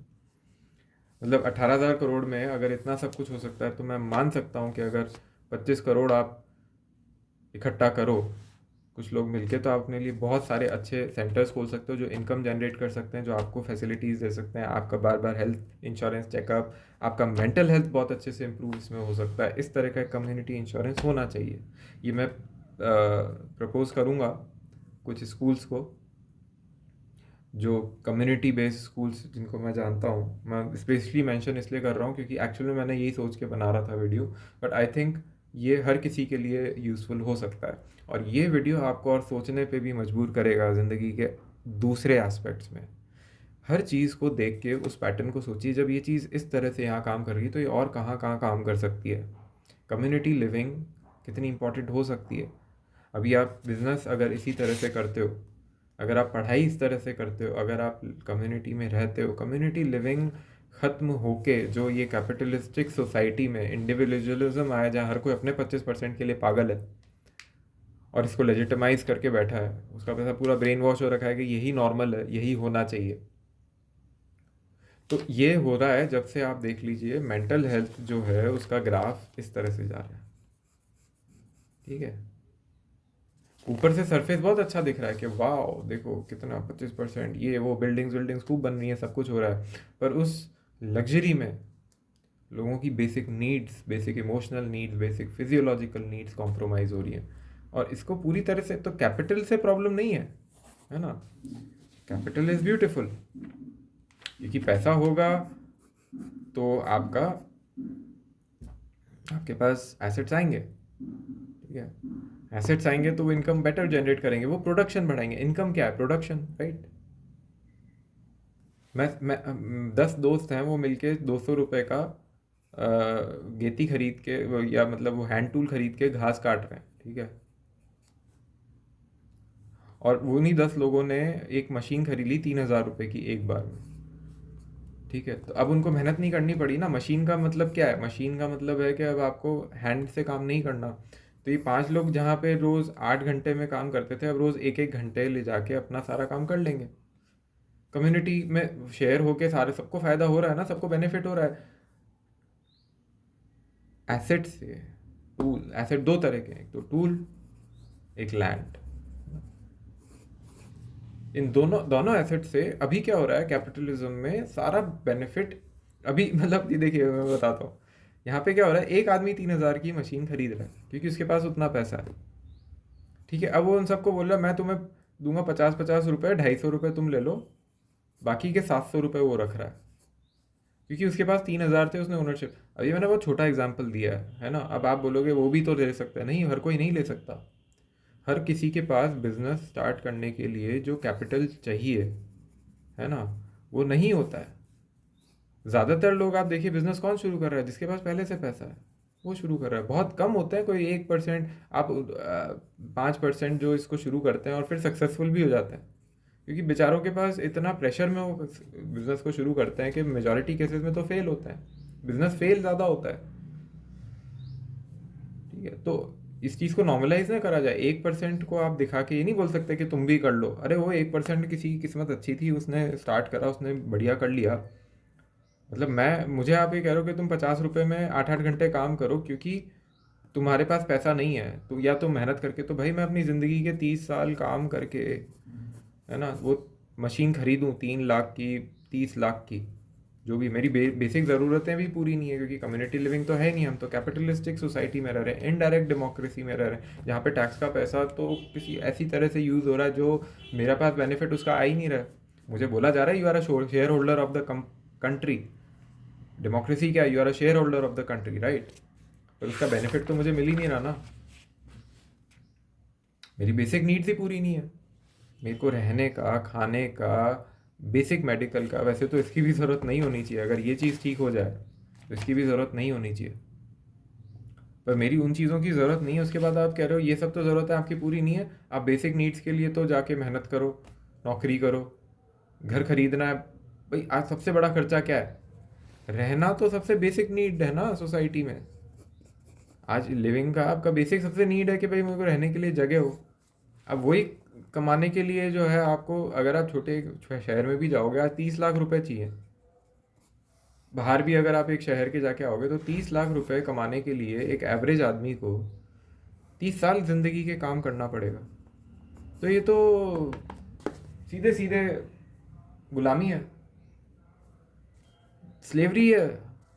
रहने के लिए तो गुलाम 30 साल काम करते थे कि हम रहना है तो जिंदा रहना है, खाना खाना है, उसके लिए। तो आज आप मॉडर्न डे स्लेवरी है कि नहीं है? For your basic needs you have to work for so long. No doubt यहाँ पे थोड़ा सा डेवलपमेंट हो गया, ये हो गया, भाई मुझे नहीं चाहिए डेवलप, मुझे बेसिक दे दो आप, मुझे बेसिक एक छोटा घर दे दो। इतना तो नेचर भी देती है। और जब मशीनें आ गई हैं, जब इतना डेवलपमेंट हो गया है ना, जब इतना प्रोडक्शन हो रहा है, तो प्रॉब्लम क्या है? आप कह रहे हो बेसिक चीज़ तो जंगल में चले जाओ, जंगल में क्यों जाऊँ मैं? ये ज़मीन अगर सारी मेरी है, इस ज़मीन से अगर लोग पैसा कमा रहे हैं, है ना, लोग मेरी मेरे जैसे जो दूसरे लोग हैं, जो गरीब हैं, जो मेहनत कश हैं, उनकी मेहनत से सारा ये पैसा कमाया जा रहा है, तो उसका बेनिफिट मुझे क्यों नहीं मिल रहा? बेसिक नीड्स मेरी क्यों नहीं पूरी हो रही वहाँ पे? मैं थोड़ा सा, मुझे पता है कंट्रोवर्शियल है, आपके दिमाग में थॉट्स आ रहे होंगे, तो मैं थोड़ा इसको एक्सप्लेन करता हूँ। मतलब आप ये देखो कि बेसिक नीड्स की बात होती है तो लोग कहते हैं कि जंगल चले जाओ, ठीक है, अगर तुम्हें खरीदना नहीं। पहली बात तो आजकल जंगल में भी जाके आप घर नहीं बना सकते ना, वो सारे प्रोटेक्टेड एरियाज हो गए। जंगल से बाहर आप कहीं भी आओगे तो आपको बोला जाएगा ये ज़मीन पे आप घर नहीं बना सकते, आप टेंट में रह सकते हो, ठीक है। मतलब लेट्स से फॉर एग्जांपल आपने कहीं जाके टेंट में आप रह भी लिए। पहली चीज़ तो आप ये देखिए कि हर आदमी सोशल एनिमल है ना। सोशल एनिमल को एक सेफ, मतलब कहीं जंगल में वो टेंट बना के रहे, उसको बचपन से वो वहाँ नहीं रहा है, मतलब ये क्या फेयर है ना। तो दूसरा ऑप्शन क्या है? मतलब मैं जब कहता हूँ कि भाई आप सबको बेसिक एक घर बना के दो फ्री में, है ना, बेसिक खाना दो फ्री में, तो लोग कहते हैं ये फ्री कहाँ से आएगा? ये फ्री आता आ कहाँ से रहा है? ये फ्री आ रहा है कि मान लो पूरा देश है ना, ये पूरा देश है। इस देश में मान लीजिए यहाँ यहाँ पे लोगों ने पचासों फैक्ट्रियाज लगाई है, यहाँ पे फार्मिंग हो रही है, सब हो रहा है, यू नो, माइनिंग हो रही है। तो करीब करीब जैसे भारत में 300 लाख करोड़ की इनकम जनरेट हो रही है ना, उससे टैक्स भी आ रहा है, बहुत भी चीज़ें आ रही हैं, सब कुछ हो रहा है। तो इसमें से कुछ पैसा, कुछ पॉलिसीज इस तरह की क्यों ना बन जाए कि भाई लोगों को रहने खाने के लिए फ्री मिले। अब बनी हुई है पॉलिसीज, बनी हुई हैं आप देखिए, लेकिन वो उस लेवल पे नहीं है, वो निमित है।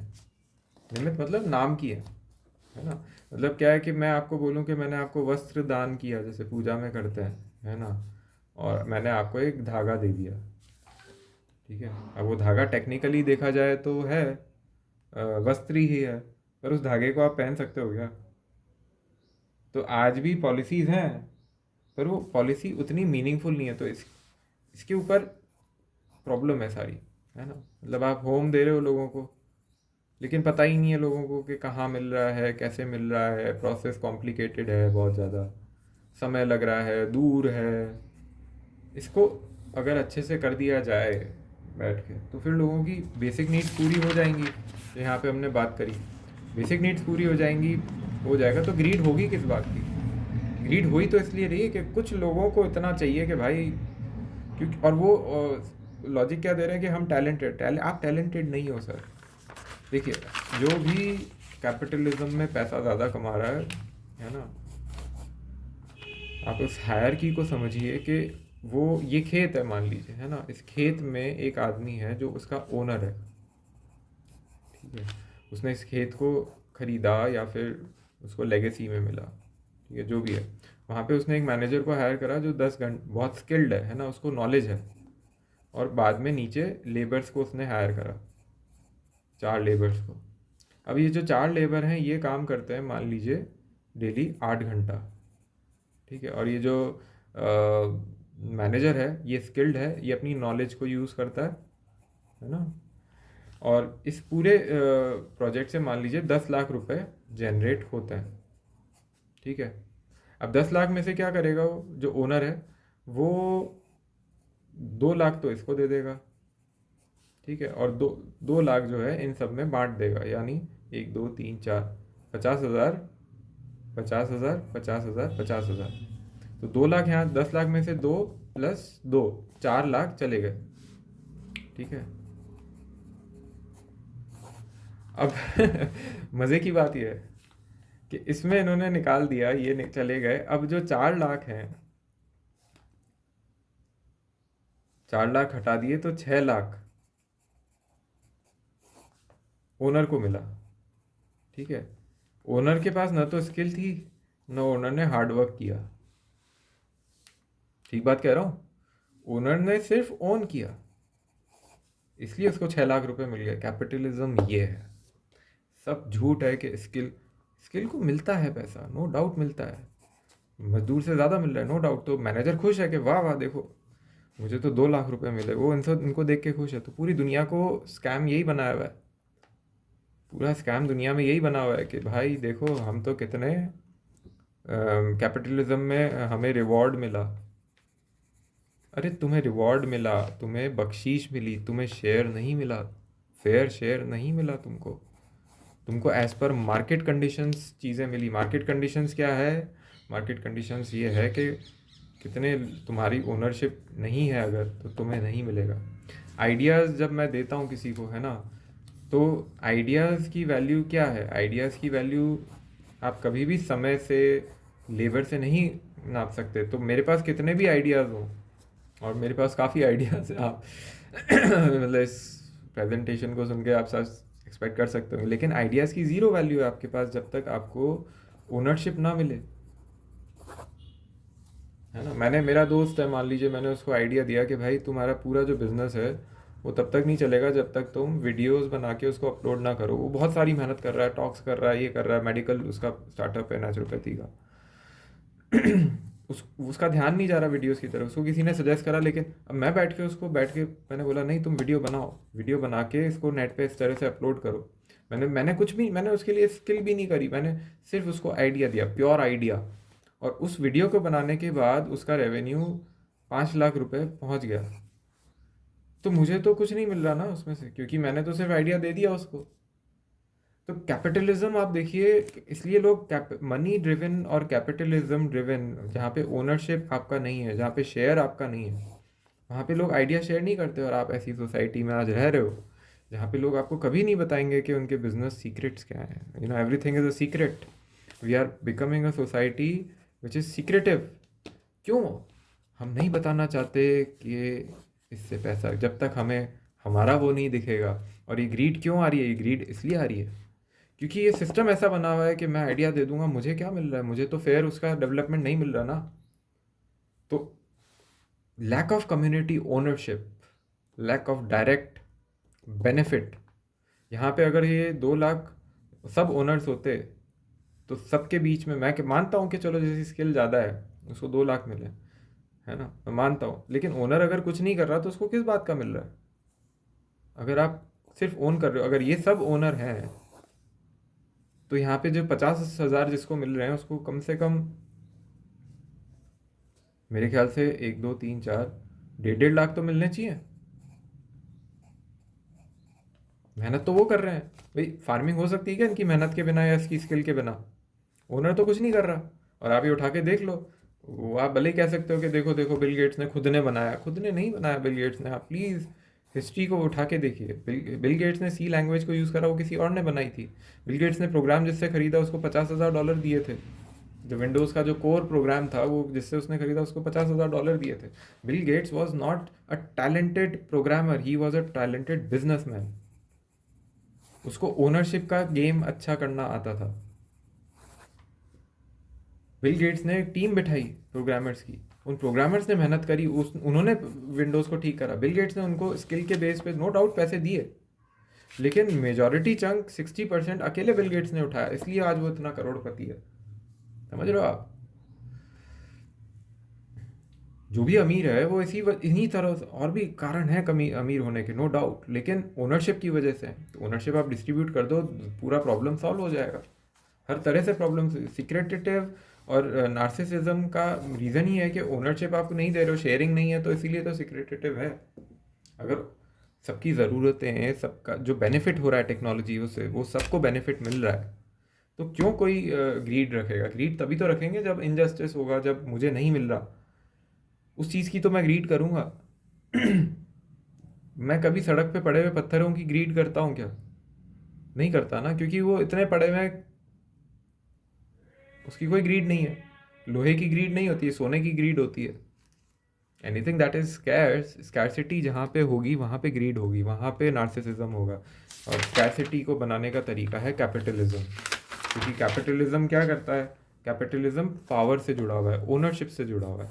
Capitalism is not about talent, it's not about technology. Technology तो मैं अगर 4 लोग पैसा खरीद के अगर मैं कोई टूल खरीदता हूँ, है ना, तो टेक्नोलॉजी ने नहीं खरीदा उसको।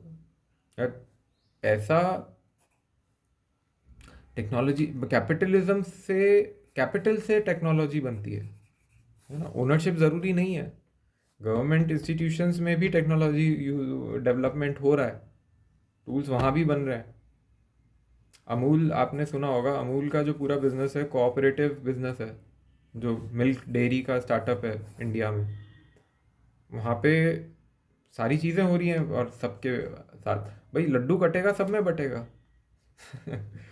आप अकेले क्यों, एक आदमी बैठ जाता है बोलता है जी नहीं मैं तो ओनर हूँ, ये सब मेरा है। हाँ? ये ऐसा क्यों हो रहा है? और जो बेचारे दूसरे हैं जो मेहनत कर रहे हैं, ज़मीन पे घूम रहे हैं, उसको तो वो दे रहा है छोटी छोटी मूंगफलियाँ, ये ले लो। और जो थोड़ा उनमें से स्किल्ड है, हम्म, उसको थोड़े से काजू दे दिए, थोड़ी सी और अच्छी चीज़ें दे दी, ज़्यादा दे दी। बाकी मेन तो सारा वो खा रहा है और खा खा के मोटा हो रहा है, बीमार हो रहा है, दुखी है, क्योंकि अब वो इन लोगों से काम निकालने के चक्कर में पिसा हुआ है।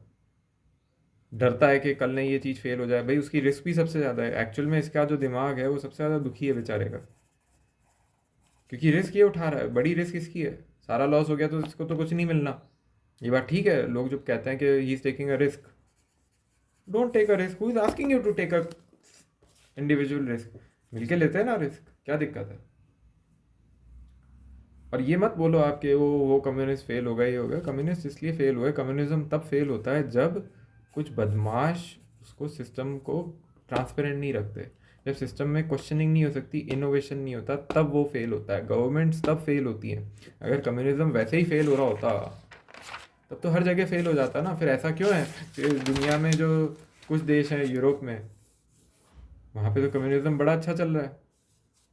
और जो ये यूरोप का जो आपका ये, तो ये मान लीजिए यूरोप की वेस्टर्न जो कंट्रीज़ है, वहाँ तो कम्युनिज्म बहुत अच्छा चल रहा है, वहाँ पे फेडरलिज्म बहुत अच्छा चल रहा है, वहाँ पे सोशलिज्म बहुत अच्छा चल रहा है। ईस्ट में आप आते हो, वहाँ पे नहीं है। वहाँ क्यों नहीं है? क्योंकि वहाँ पावर स्ट्रक्चर्स हैं, क्योंकि वहाँ चीटर्स हैं, क्योंकि वहाँ पे ओनरशिप डिस्ट्रीब्यूटेड नहीं है। यहाँ भी नहीं है। ये छोड़ना बड़ा मुश्किल है ना। हमें क्या करना है? हमें लोगों को अपॉइंट करना है। तो बिल गेट्स को अगर कुछ करना आता है, अगर वो वाकई में प्रोग्राम बना सकता है, तो हम उसको ज़्यादा रिवॉर्ड दें, नो डाउट, है ना। तो कैपिटलिज्म का ऑल्टरनेटिव क्या है? मैं इक्वालिटी, अगर कम्युनिस्ट ने, मुझे नहीं पता कार्ल मार्क्स ने क्या बोला, मैं इक्वल में बिलीव नहीं कर रहा हूँ, है ना। नेचर में इक्वल नहीं है सब कुछ, लेकिन सेंस ऑफ इक्वालिटी है ना। मतलब ये कि मान लीजिए 100 रुपये हैं एक ग्रुप में, तो जो टैलेंटेड है, जो ज़्यादा मेहनत कर रहा है, उसको हम मतलब 100 रुपये कमाए, है ना, उसको हम 20 रुपये दें, ठीक है। 5 लोगों का ग्रुप है, उसको हमने 20 रुपये दिया। जिसने मेहनत करी उसको हम, उनमें हम मान लीजिए 50 रुपये बांटें, है ना। पर जो बाकी के 20 बचे हैं, है ना, जस्ट क्योंकि कोई एग्जिस्ट करता है एज अ फेयर शेयर, उसको हम वो 20 रुपये दे दें। उसने कुछ भी नहीं करा, फिर भी। अब कैपिटलिज्म में क्या हो रहा है? वो 100 रुपये में से 60 तो एक जना ही रख रहा है, बच रहे हैं 40 में से वो 10 तो दे रहा है जो स्किल वाला है, 20 वो दे रहा है उसको, और फिर जो बेचारे ज़रूरतमंद लोग हैं उनके लिए कुछ बच ही नहीं रहा। तो ये बहुत मतलब अनएथिकल, इमोरल सिस्टम है। लीगल तो लीगल क्या है ना, एज पर द लॉ क्या है, कि लॉ तो ह्यूमन मेड है ना। एज पर नेचर्स लॉ क्या है, नेचर में एथिकल क्या माना गया है, नेचर में क्या ऐसी चीज़ें जो नेचर में बैलेंस करके ज़िंदगी को ब्यूटीफुल बनाएंगी, वो हमें देखना है। बाकी तो सब यूज़लेस है, बाकी सब वेस्टफुल है, एक्टिविटी है, बाकी का कोई पर्पज़ नहीं है। वो ज़िंदगी में स्कार्सिटी बना रही है। 60 रुपये आप रख रहे हो, ठीक है, आप बोल रहे हो सिस्टम के तहत सब हो रहा है, सिस्टम के तहत हो रहा है, लेकिन सिस्टम बड़ा फ्लॉड है। सिस्टम की हिस्ट्री सारी वही है। कैपिटलिज्म आ कहाँ से रहा है? अगर आप थोड़ा सा हिस्ट्री उठा के देखो, तो कैपिटलिज्म आया कहाँ से? कैपिटलिज्म आया का जो रूट है वो फ्यूडलिज्म है ना। फ्यूडलिज्म क्या था? तलवार के जोर पे आपने पूरी ज़मीन हड़प हड़प ली, अब आप ज़मींदार बन गए, है ना। इंपीरियलिज्म और इसमें तो यू आर ओनर्स, ठीक है। ज़मींदारी ओनरशिप ही तो थी कि तुम मेहनत कर रहे हो, तुम सब कर रहे हो, तुम्हारी स्किल है, लेकिन सारा पैसा हमें दे दो। तो कैपिटलिज्म में भी तो हो रहा है भाई, ओनरशिप ही तो वहीं की वहीं है अभी। थोड़ा बहुत डिस्ट्रीब्यूट हो गया, पहले लैंड रिफॉर्म्स हुए तो जिसके पास इतनी ज़मीन थी उसको बोला नहीं इतनी नहीं रख सकते, इतना रख सकते हो। और अब ज़मीन के अलावा दूसरे एसेट्स भी हैं, और ज़मीन को मैं मेन एसेट मानता हूँ। ज़मीन का को अगर आप रीडिस्ट्रीब्यूट कर दो, आधी जो पॉवर्टी है वहीं ख़त्म हो जाएगी दुनिया में। पॉवर्टी है क्यों? क्योंकि बेसिक नीड, सबसे बड़ा खर्चा किसी से पूछोगे तो क्या बोलेगा? घर भाई। आज कोई अगर किराए पे रहता है तो उसको कम से कम अपनी इनकम का मान के चलिए 30% तो वो किराए पे देता है, 30%।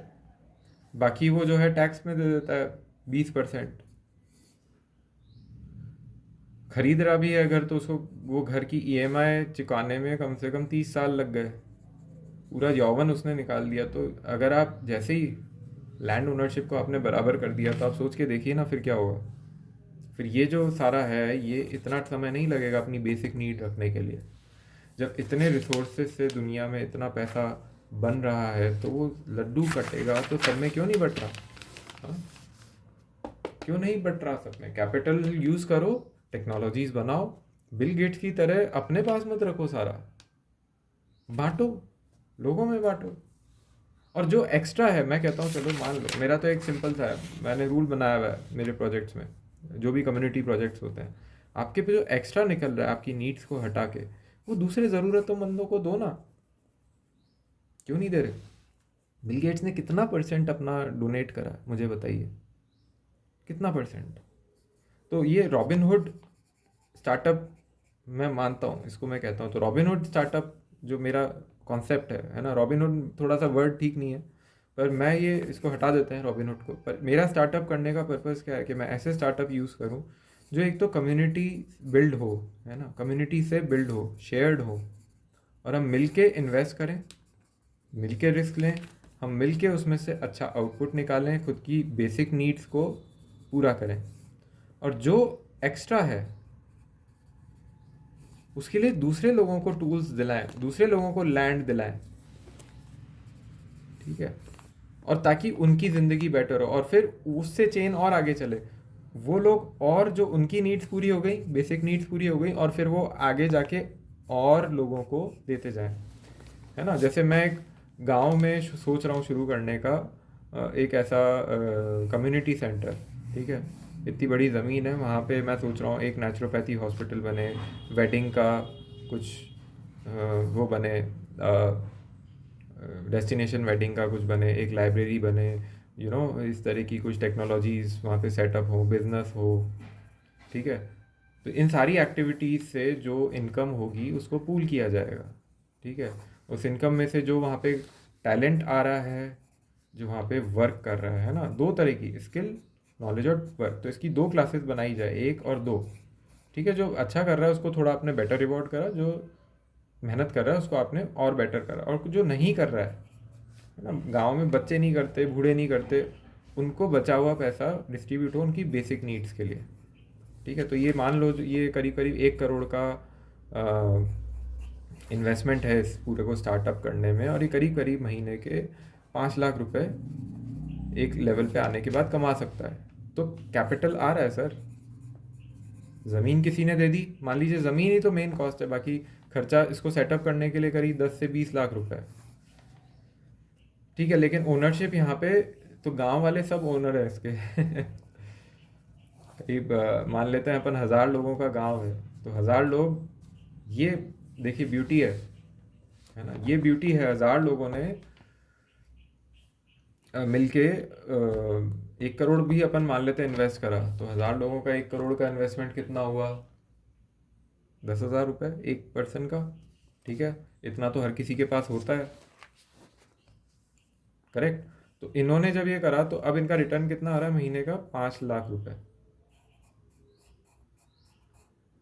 और ये 5 लाख रुपए जब आ रहा है तो आपने यहाँ पे भी मान लो 1 लाख रुपए दे दिया, आपने वर्कर्स को मान लो 2 लाख रुपए दे दिया, तो बाकी का जो 3 लाख बचा वो इन लोगों के लिए है। अब मान लो इनकी जो बेसिक नीड्स हैं वो 2 लाख में कवर हो रही हैं, बेसिक नीड्स, तो बचा 1 लाख, हर महीने 1 लाख एक्स्ट्रा बच रहा है। ठीक है, अभी जो 1 लाख एक्स्ट्रा बच रहा है हर महीने इस पूरे प्रोजेक्ट से, ये 1 लाख जाना चाहिए जो दूसरे गांव में इस तरह का सेटअप करने के लिए।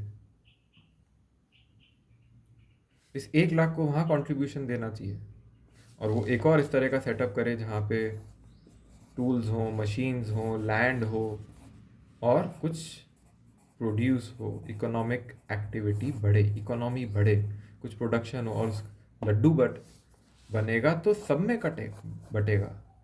लड्डू कटेगा, सब में बटना चाहिए। लड्डू बनाओ मिलके, टूल्स लाओ, डेवलपमेंट करो, उसका बेनिफिट सबको दो। जो टैलेंटेड है उसको थोड़ा ज़्यादा दो, ओनर बनाओ सबको, ओनर हैं सब। डेमोक्रेसी का बेसिक प्रेमाइस ही तो ये है कि the country belongs to you, you belong to the country, you belong to the world, forget about country, you belong to the world. इस पूरे प्लेनेट पे हम सब शेयर होल्डर हैं।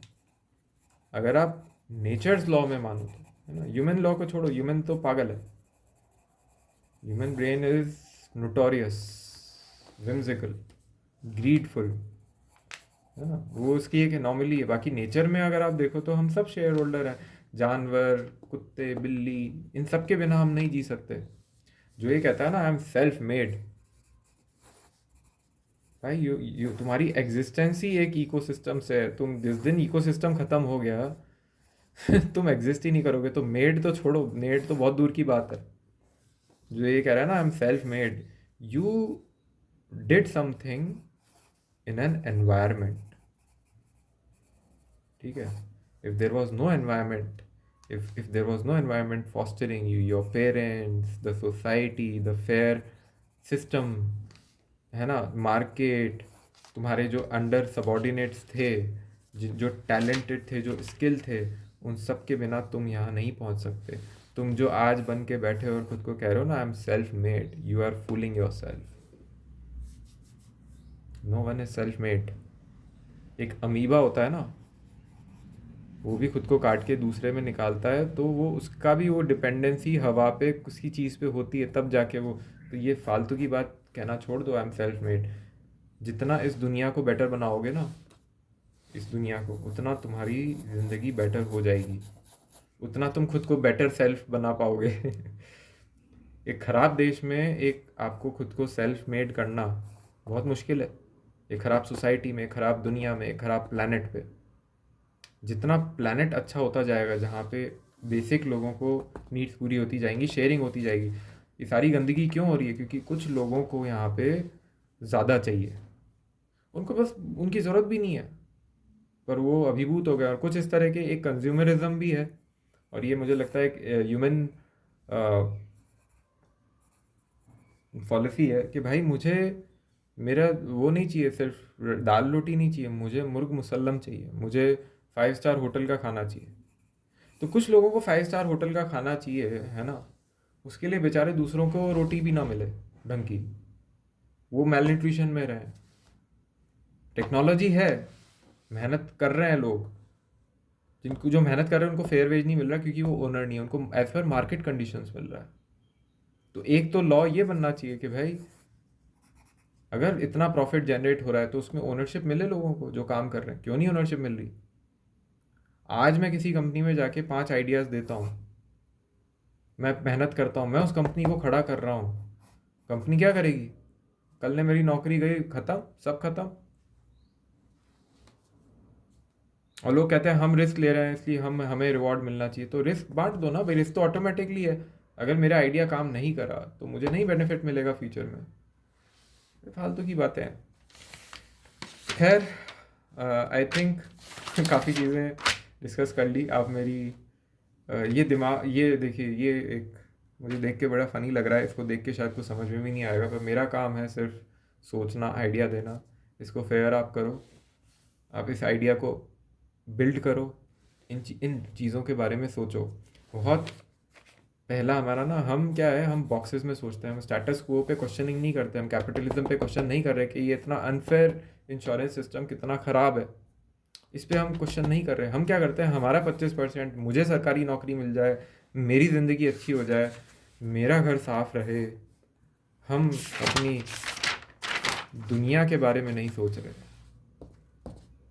जब दुनिया को, देश को बेहतर बना दोगे तो तुम्हारी ज़िंदगी अपने आप, तुम सेल्फ मेड तभी बन पाओगे। समझो इस बात को। ये छोटी सोच 25% की छोड़ो, ये छोटी सोच बिल गेट्स वाली छोड़ो कि मेरे को सारा पैसा रखना। Bill, I am sorry, you are a nice man, but I do not agree with your ways of life. Anyone who is buying unnecessary things is being unfair for the basic needs of those people who are deprived, जिनकी basic needs नहीं है।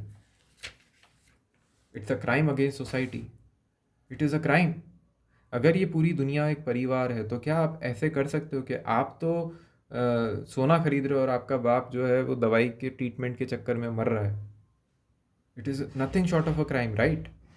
और अगर ये दुनिया एक family है तो आप इसको कैसे लेजिटिमाइज कर सकते हो कि आपको तो क्योंकि एक ओवर प्राइस प्रोडक्ट खरीदना है लोगों की मेहनत से, मार्केट से, उस ज़मीन से जो जो आपको मिली है, एक आप ओनर बन गए और यहाँ पे जहाँ पे सबकी नीड्स पूरी हो रही है, वहाँ पे आप कह रहे हो नहीं मुझे सबकी नीड से मतलब नहीं, मैं as per market conditions law ये कहता है मैं तो आपको 5 लाख की जगह 3 लाख मैं रखूंगा और सबको इतना दूंगा कि वो जिंदा रह सकें जैसे तैसे अपना 30 साल में। तो काम चल रहा है, नो डाउट काम चल रहा है सबका। इस 5 लाख में से मान लीजिए सबको, जो ओनर है, मान लीजिए ओनरशिप के मॉडल में होता तो क्या होता, 5 लाख में से ओनर ऑन एन एवरेज आप देखिए कि एक टिपिकल बिजनेस में 50% ओनर रखता है जो रेवेन्यू होता है उसका। तो ये जो बाकी के लोग हैं, ये 50 से ज़्यादा भी होता है, 60-70%। तो ये जो बाकी के लोग हैं ये क्या है, तो जब तक काम करते हैं इनको तब तक मिलता, इनको ओनरशिप नहीं मिली। जिस दिन ये बुढ़े हो गए, ये बेचारे मरने के लिए रह गए, इनके पास कुछ है ही नहीं, तो इनको उसमें से भी सेव करना पड़ता है। जो इनको मिल रहा है वो पहले ही कम मिलता है फिर। तो जिसको यहाँ पे मतलब मान लीजिए 50,000 मिल रहा था, उसको यहाँ पे सिर्फ 25,000 मिलेगा और उसमें से भी उसको सेव करना है तो 15,000। अब उसको रहने के लिए जो जगह नहीं है, कुछ नहीं है, बेसिक नीड नहीं है, इमरजेंसी के लिए कुछ नहीं है। तो कितना अनएथिकल है भाई। मैं अगर ओनर बन जाऊं तो मेरे को तो शर्म आए खुद के ऊपर कि मैं इस तरह, अगर मैं कहता हूँ ये दुनिया मेरी है, वसुदैव कुटुंबकम, वन वर्ल्ड, अगर ये सब है तो मुझे लगता है कि I am deplorable, I am a narcissist, I am the lowest kind of person. I might be great in books of some people, जो अलेक्जेंडर को ग्रेट कहते थे, जो अकबर को ग्रेट कहते थे, जो इम्पीरियलिस्ट को ग्रेट कहते थे। आई थिंक इम्पीरियलिज्म को आप कैसे लेजिटिमाइज कर सकते हो, कैसे नॉर्मलाइज कर सकते हो? और इसका उदाहरण आप बैठ के इसको इवेल्युएट कर लो, आप नंबर्स को देख लो, आप स्टैटिस्टिक्स को देख लो, आप एग्जिस्टिंग एग्जाम्पल्स को देख लो। ये कोई सीक्रेट है क्या जो मैंने आज शेयर करा? कोई सीक्रेट नहीं है, सब लोगों को पता है ये चीज़, पर बैठ के कोई इस चीज़ को, इन डॉट्स को कनेक्ट नहीं कर रहा है और एक्सेप्ट नहीं कर रहा है, और हर कोई अपने 25% में घुसा हुआ है ना। एक्चुअली प्रॉब्लम का everyone is tied up in their 25%। मेरा पैसा बन जाए, मैं बिल गेट्स बन जाऊँ। हर कोई कहता है मैं बिल गेट्स बनना चाहता हूँ, है ना। कोई बिल गेट्स पे सवाल नहीं उठा रहा, हर कोई चाहता है मुझे सरकारी नौकरी मिल जाए, है ना। जैसे सरकार क्या कर रही है, सरकार सारा टैक्स पे का पैसा लेके कुछ 1 करोड़ सरकारी नौकर हैं दुनिया में, मतलब देश में, और उनको एक एवरेज अगर आप सैलरी देखो तो 1 लाख रुपए एवरेज सैलरी एक सरकारी नौकर पे खर्च हो रही है। अब एक बात बताइए, गांव में जहाँ सरकार कह रही है कि 40 रुपए कमाने वाला गरीब नहीं है, तो उसको मतलब 40 रुपए दिन का, तो महीने का मान लेते हैं अपन, 2,000 रुपये भी मान लेते हैं, लेट्स से फॉर एग्जाम्पल, है ना। 2,000 रुपये कमाने वाला गरीब नहीं है, तो भाई 1 लाख रुपए महीने का आप किस कैलकुलेशन से दे रहे हो गाँव में? शहर में जो है सरकारी नौकर, उसको मेरे को लगता है कि उसको 1.5 लाख रुपए दो, बल्कि उसके साथ अन्याय है। और ये भी अन्याय है कि गांव में रहने वाले को आप 1.5 लाख रुपए दे रहे हो क्योंकि वो सेम पोस्ट पे है। भाई सेम पोस्ट है लेकिन अहदा तो मतलब जगह अलग अलग है, रिक्वायरमेंट्स अलग अलग हैं। सिस्टम को फेयर बनाने की ज़रूरत है ना, मतलब, और सिस्टम को बदलने की भी ज़रूरत है। एक और मुझे लोग कहते हैं नहीं नहीं यार, तुम ना सिस्टम को बदलने की बात क्यों करते हो? अरे भाई एक बात बताओ, आप एक मतलब मान लो आपकी एक कार है, ठीक है, पुरानी है, टूट फूट गई, ख़राब हो गई, अब उसमें आप ठीक कर रहे हो उसको, ठीक है, ठीक करने में उसको ज़्यादा सही लगेगा एक बेटर कार खरीदने में। एक पॉइंट आता है ना जब एक नई कार खरीदने में बेटर रहता है, उसके पार्ट्स नहीं मिल रहे, वो फिट नहीं हो रहा, वो सिस्टम फिट नहीं हो रहा, ये नहीं हो रहा, इतनी मेहनत आप इसमें करोगे, इससे अच्छा है कि आप एक नया सिस्टम बना लो। हमेशा आप देखिए कि जब सिस्टम बहुत रिटार्डेड, बहुत ज़्यादा कॉम्प्लेक्स है, उसको ठीक करने से बेटर है कि you start with a new system, you replace the system. And the problem is in the society. सबसे बड़ी दिक्कत क्या है सोसाइटी में, कि हमें रिप्लेस करने से डर लगता है, क्योंकि हमें लगता है कि सिस्टम जैसा है चल रहा है। हम क्या है कि हमें जब तक पूरा सिस्टम विजिबली ना दिखे, ये सिस्टम क्या धीरे धीरे बिल्ड होता है, तो जब तक नई कार आके पूरी रेडीमेड खड़ी ना हो जाए, हम क्या करेंगे, हम पुरानी कार को बोलेंगे नहीं नहीं अभी तो इसको चलाओ, अभी तो इसको यहाँ से ठीक कर लो, ये कर लो। जब तक हमें पूरा सिस्टम क्लैरिटी के साथ नहीं दिखेगा, तब तक हम पुराने सिस्टम को नहीं छोड़ते हैं। हमारी एक प्रॉब्लम है। इसीलिए आप देखिए कि मेडिवल सिस्टम जो है, जैसे आपकी जो इलेक्शन सिस्टम्स हैं, जैसे आपके जो स्कूल्स हैं, एजुकेशन सिस्टम्स हैं, जो आपकी पार्लियामेंट्री सिस्टम्स हैं, जो कल्चर्स हैं, ट्रेडिशंस हैं, इनके ऑल्टरनेटिव तो तब बनेंगे ना, इनकी नई कार तो तब बनेगी जब कोई बनाएगा। अब कोई बनाता ही नहीं है, क्योंकि इसमें जिस तरह से मिसप्लेस्ड हैं, एक तो सब डरे हुए हैं कि नहीं भाई जो है यही है, इस कार से मैं पहुंचा था, इस कार में इमोशंस जुड़े हुए हैं। लोग कहते हैं स्कूल्स, मुझे स्कूल्स ने कितना सिखाया, मैं स्कूल्स में टीचर्स, अरे मिले आप, नो डाउट, पर अभी अब स्कूल का बदलाव आने का, एजुकेशन सिस्टम के बदलाव आने का टाइम आ गया है। होना चाहिए बदलाव, वो उस रेलेवेंस में होगा। आपके साथ कुछ अच्छा हुआ तो और अच्छा क्यों नहीं सिस्टम आना चाहिए, रिप्लेस क्यों नहीं होना चाहिए। It is beyond repair, some systems are beyond repair. आप उसमें रिपेयर करोगे 100 साल लगेंगे, उसको रिप्लेस करो 5 साल में रिप्लेस हो जाएगा। पर नए सिस्टम बनाने में क्या होता है, अनसर्टेनिटी होती है, और वो फेयर भी होता है ना। आप नया सिस्टम बनाओगे, वो फिर आप उसमें बैठ के स्क्रैच से शुरू करोगे कि व्हाट इज़ करेक्ट। अगर पुराना सिस्टम है, जो करप्ट हैं, जो पावरफुल हैं, जिनका फ़ायदा हो रहा है स्कूल ओनर्स को, उन सब की अच्छा नीड बेस्ड भी है, मैं नहीं कह रहा सब मतलब लालच से कर रहे हैं, ग्रीड से कर रहे हैं, पर नीड बेस्ड भी है। स्कूल में अगर मान लो किसी का दाल रोटी चल रही है, 20,000 रुपये महीने के कमा रहा है, मैं उसको बोलता हूँ कि नहीं स्कूल्स को बंद कर दो, एक नया सिस्टम चाहिए एजुकेशन का, तो वो डर जाएगा, वो मुझे मारेगा, बोलेगा भाई तुम तो यार रेडिकल हो, तुम तो ये हो। भाई मैं रेडिकल नहीं हूँ, मैं इस अनसर्टेनिटी को लेने के लिए तैयार हूँ जो आप लोग नहीं हो। प्रॉब्लम ये है, आप मरे हुए घोड़े को हिला हिला के कह रहे हो नहीं हो रहा, घोड़ा जिंदा है। डेड हॉर्स थ्योरी पढ़ के देखो आप, तो ये भले ही जहर बन चुके हैं। स्कूल सिस्टम आज आप उठा के देखो, एक ऐसा सिस्टम है जिसमें बहुत कम, मतलब बुरी तरह वाली कमियां हैं।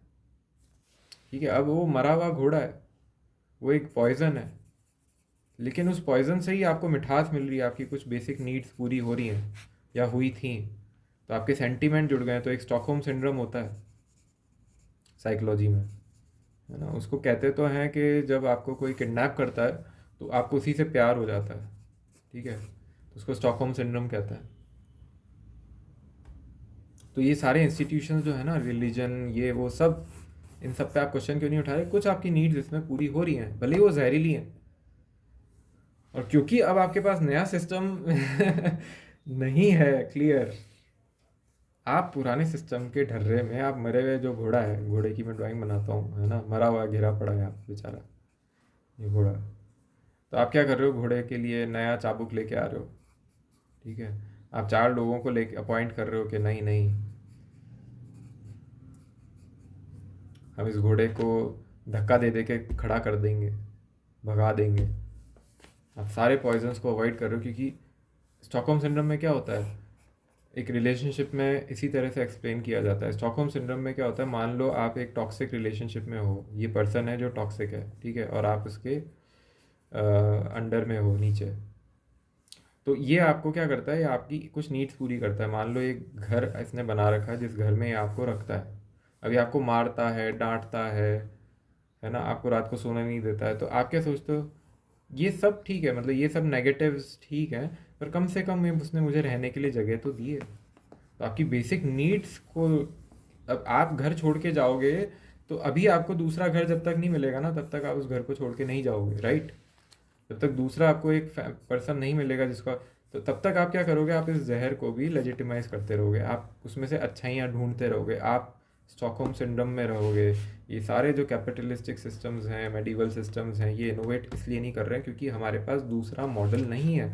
हम पुराने खच्चर गाड़ियों को, खच्चर सिस्टमों को रिप्लेस नहीं कर रहे हैं, उनको कुत्तों की तरह हमें एक्सपेरिमेंट करना पड़ेगा नए सिस्टम्स में। ऐसे नहीं कि हाँ बस यूँ चाबुक ले आए, एजुकेशन सिस्टम में ये चेंज कर दिया, वो कर दिया, बेटर स्टूडेंट टीचर रेशियो। आप स्टैटिस्टिक्स उठा के देखो, स्टूडेंट टीचर रेशियो और इन सारी छोटी छोटी चीज़ों से कुछ चेंज नहीं आ रहा है, चीज़ें बद से बदतर होती जा रही हैं। डिटेल्स में और बात करूँगा, आज के लिए ये आइडिया ही मेरे ख्याल से काफ़ी है एक चिंगारी जगाने के लिए आपके दिमाग में, जो मैंने आज। और ये देखिए, लोग मुझे कहते हैं कि आप एजुकेशन एक्सपर्ट हो या क्या हो। मैं कहता हूँ मैं लाइफ का कनॉजियर हूँ। मतलब बात हमारी इंश्योरेंस से शुरू हुई थी। इंश्योरेंस से हमने कैपिटलिज्म समझा, हमने ह्यूमन नेचर समझा। Everything is connected in this life, nothing is separate. हमने पॉलिसीज़ को समझा, हमने बिल गेट्स के बारे में समझने की कोशिश करी, राइट। हमने एथिक्स, मॉरल्स पे, सब पे बात करी। तो कैसे मैं सोचूं कि भाई एक ही चीज़ है दुनिया ज़िंदगी में जिसको आप सीख सकते हो। Everything is connected, so there is only one life, one world, one subject, one brain, one time. एक चीज़ पे जैसे आप एक समय पे एक चीज़ कर सकते हो, हाँ अलग अलग एस्पेक्ट्स आप डिटेल में जा सकते हो, लेकिन पता आपको सबके बारे में होना चाहिए। I hope you enjoyed this conversation. I hope ये कन्वर्जेशन आपको सोचने पे मजबूर करे, आपको सोचो इस कन्वर्जेशन को सुन के। और आई होप ये आपको कुछ बेटर चीज़ें सोचने का कुछ, मतलब ये जो एक मुझे सबसे ज़्यादा दुख होता है, लोग कहते हैं हमें हमारा बेसिक्स पे जाना है, हमें हमारी सरकारी नौकरी, हमारा 25% पे ध्यान देना है। आप अपने शॉर्ट साइटेडनेस पे, मतलब 2-3 कैटेगरी के लोग हैं अगर हम बात करें, है ना। मेरा मतलब एक एंडिंग नोट यही है कि अगर आप बिल गेट्स के लेवल पे बैठे हो, ठीक है, तो आप खुद को सेल्फ मेड बोल के सारा प्रॉफिट अपने पास मत रखो। और आप ऐसे ही मत करो कि आपने 1% डोनेट कर दिया और खुद को महान घोषित कर दिया। इसमें कोई महानता नहीं है, ठीक है। धागा देने से वो दान, वस्त्र दान का कोई सेंस नहीं है। सिंबॉलिकली आपने कर दिया, नो डाउट। आपने अपनी 1%, हमें ये मत बोलो कि किसने 50 लाख का डोनेट करा, इससे कोई महान नहीं बनता है। अगर उसकी प्रॉपर्टी 500 करोड़ है, उसमें से 50 लाख उसने करा, तो that's, let's say 1%। That is not greatness. Greatness क्या है कि आपके पास 50 लाख थे और आपने कितना, 25 लाख, 50% डोनेट कर दिया। तो कौन महान है? वो बिल गेट्स महान है जिसने 50 लाख करे। आपने तो 25 लाख करे, लेकिन आपने 50% अपने। तो मेरे मेरे लिए महान वो है, ठीक है। तो एक कैटेगरी तो वो लोग हैं जो लकी हैं, जो ऐसे देशों में पैदा हुए जिनमें हिस्टोरिकली पैसा ज़्यादा था, ऐसे सोसाइटीज़ में पैदा हुए जहाँ टेक्नोलॉजी डेवलप हो पाई, उनको वो माहौल मिला, या फिर अपनी स्किल की वजह से, या फिर ओनरशिप, ऐसी फैमिलीज़ में पैदा हुए जहाँ पे ओनरशिप थी, लीगेसी थी। अब ओनरशिप लैंड की भी हो सकती है, ओनरशिप पावर की भी हो सकती है ना। आप किस कम्युनिटी में पैदा हुए हो, इससे आपको बेनिफिट मिल रहा है, इसलिए आप ज़्यादा पावर में हो, है ना। या फिर कई बार स्किल बेस भी हो सकती है। मैं डॉक्टर के घर में पैदा हुआ तो मैं, मेरे को एक्सपोजर बेटर बेटर मिला, है ना। बिजनेस परिवार में पैदा हुआ, मुझे बेटर एक्सपोजर मिला। इन सबको करके मैं क्यों ना ऐसा सिस्टम बनाऊं, ऐसी एक कम्युनिटी में इन्वेस्ट करूं, और उसमें से जो एक्स्ट्रा मिल रहा है सबको बराबर दूं। थोड़ा किसी को ज़्यादा दे दिया, नो डाउट। वैसे मुझे लगता नहीं है कि ज़्यादा की भी ज़रूरत है, पर चलो फॉर द आर्ग्यूमेंट से, मतलब मैं तो मान लेता हूँ स्किल्ड भी हूँ मैं, तो मैं क्यों, मुझे क्यों किसी से ज़्यादा चाहिए भाई। सबको बांट दो ना, क्या फ़र्क पड़ रहा है। मेरी बेसिक नीड्स अगर सारी पूरी हैं, मुझे क्यों ज़्यादा पैसा लेके फॉरेन ट्रिप करने, जब मैं देख रहा हूँ कि मेरे परिवार का, मेरे देश का, मेरी दुनिया का कोई आदमी बेसिक नीड्स में कमी रह रहा है। हाँ, उन सबकी बेसिक, जब हर कोई फॉरेन जा सकता है तब मैं फॉरेन जाने की सोचूं, है ना। तब मैं, मेरे घर में अगर मैं ये देख रहा हूँ कि मेरे पिताजी हैं या मेरी माँ है या मेरा भाई है, उसके पास खाने को भी नहीं है, और तब मैं फॉरेन ट्रिप को लेजिटिमाइज करता हूँ, तो मैं किसी तरह से लेजिटिमाइज नहीं कर सकता। लीगल है, पर ये लॉ आ कहाँ से रहा है, ये कितना घटिया लॉ है। अगर ये देश, सोसाइटी आपकी है और आप इस लेवल पे बैठे हो, आप इस तरह से प्रिविलेज्ड हो, मत बोलो कि सेल्फ मेड, घंटा सेल्फ मेड। आप कहीं ना कहीं से आपको ये अपॉर्चुनिटी मिली है, तब जाके आप इस लेवल पे आए हो कि आप स्किल्ड हो, आप बिजनेस कर सकते हो। इस बिज़नेस का बेनिफिट लोगों में बांट दो। और एक चीज़ और ध्यान रखना कि लोगों में बांटना एक फॉर्मेट में, है ना। सरकार को भी अगर पैसा देना है, लोगों को पैसा ना दे, ऐसा फॉर्मेट दे। क्योंकि प्रॉब्लम क्या है, लोग अगर उस पैसे को, देखिए पैसा जो भी है ना, खूब सारा पैसा है। पैसे को आप तीन तरह से स्पेंड कर सकते हो। तो बहुत basic needs, the most basic needs को आप कर सकते हो। मेरे को रहने खाने की जो, और पैसा मैं यूज़ कर रहा हूँ, हालांकि पैसे की ज़रूरत ही नहीं पड़ेगी अगर इन सिस्टम्स को आपने कर दिया। एक मोमेंट ऐसा आएगा अगर इस तरह से होता है कि they won't be a need for money. और मैं बता रहा हूँ किस तरह से।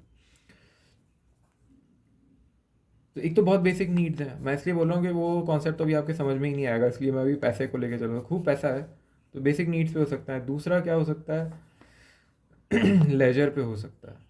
ठीक है, थोड़ा बहुत आपने प्ले कर लिया, आराम कर लिया, है ना, इन सब चीज़ों में, मेडिकल फैसिलिटी। और दूसरा हो सकता है कंजम्पशन। ये तो कंजम्पशन है ना, एक तरह से हम देखें कि ये तो कंजम्पशन है।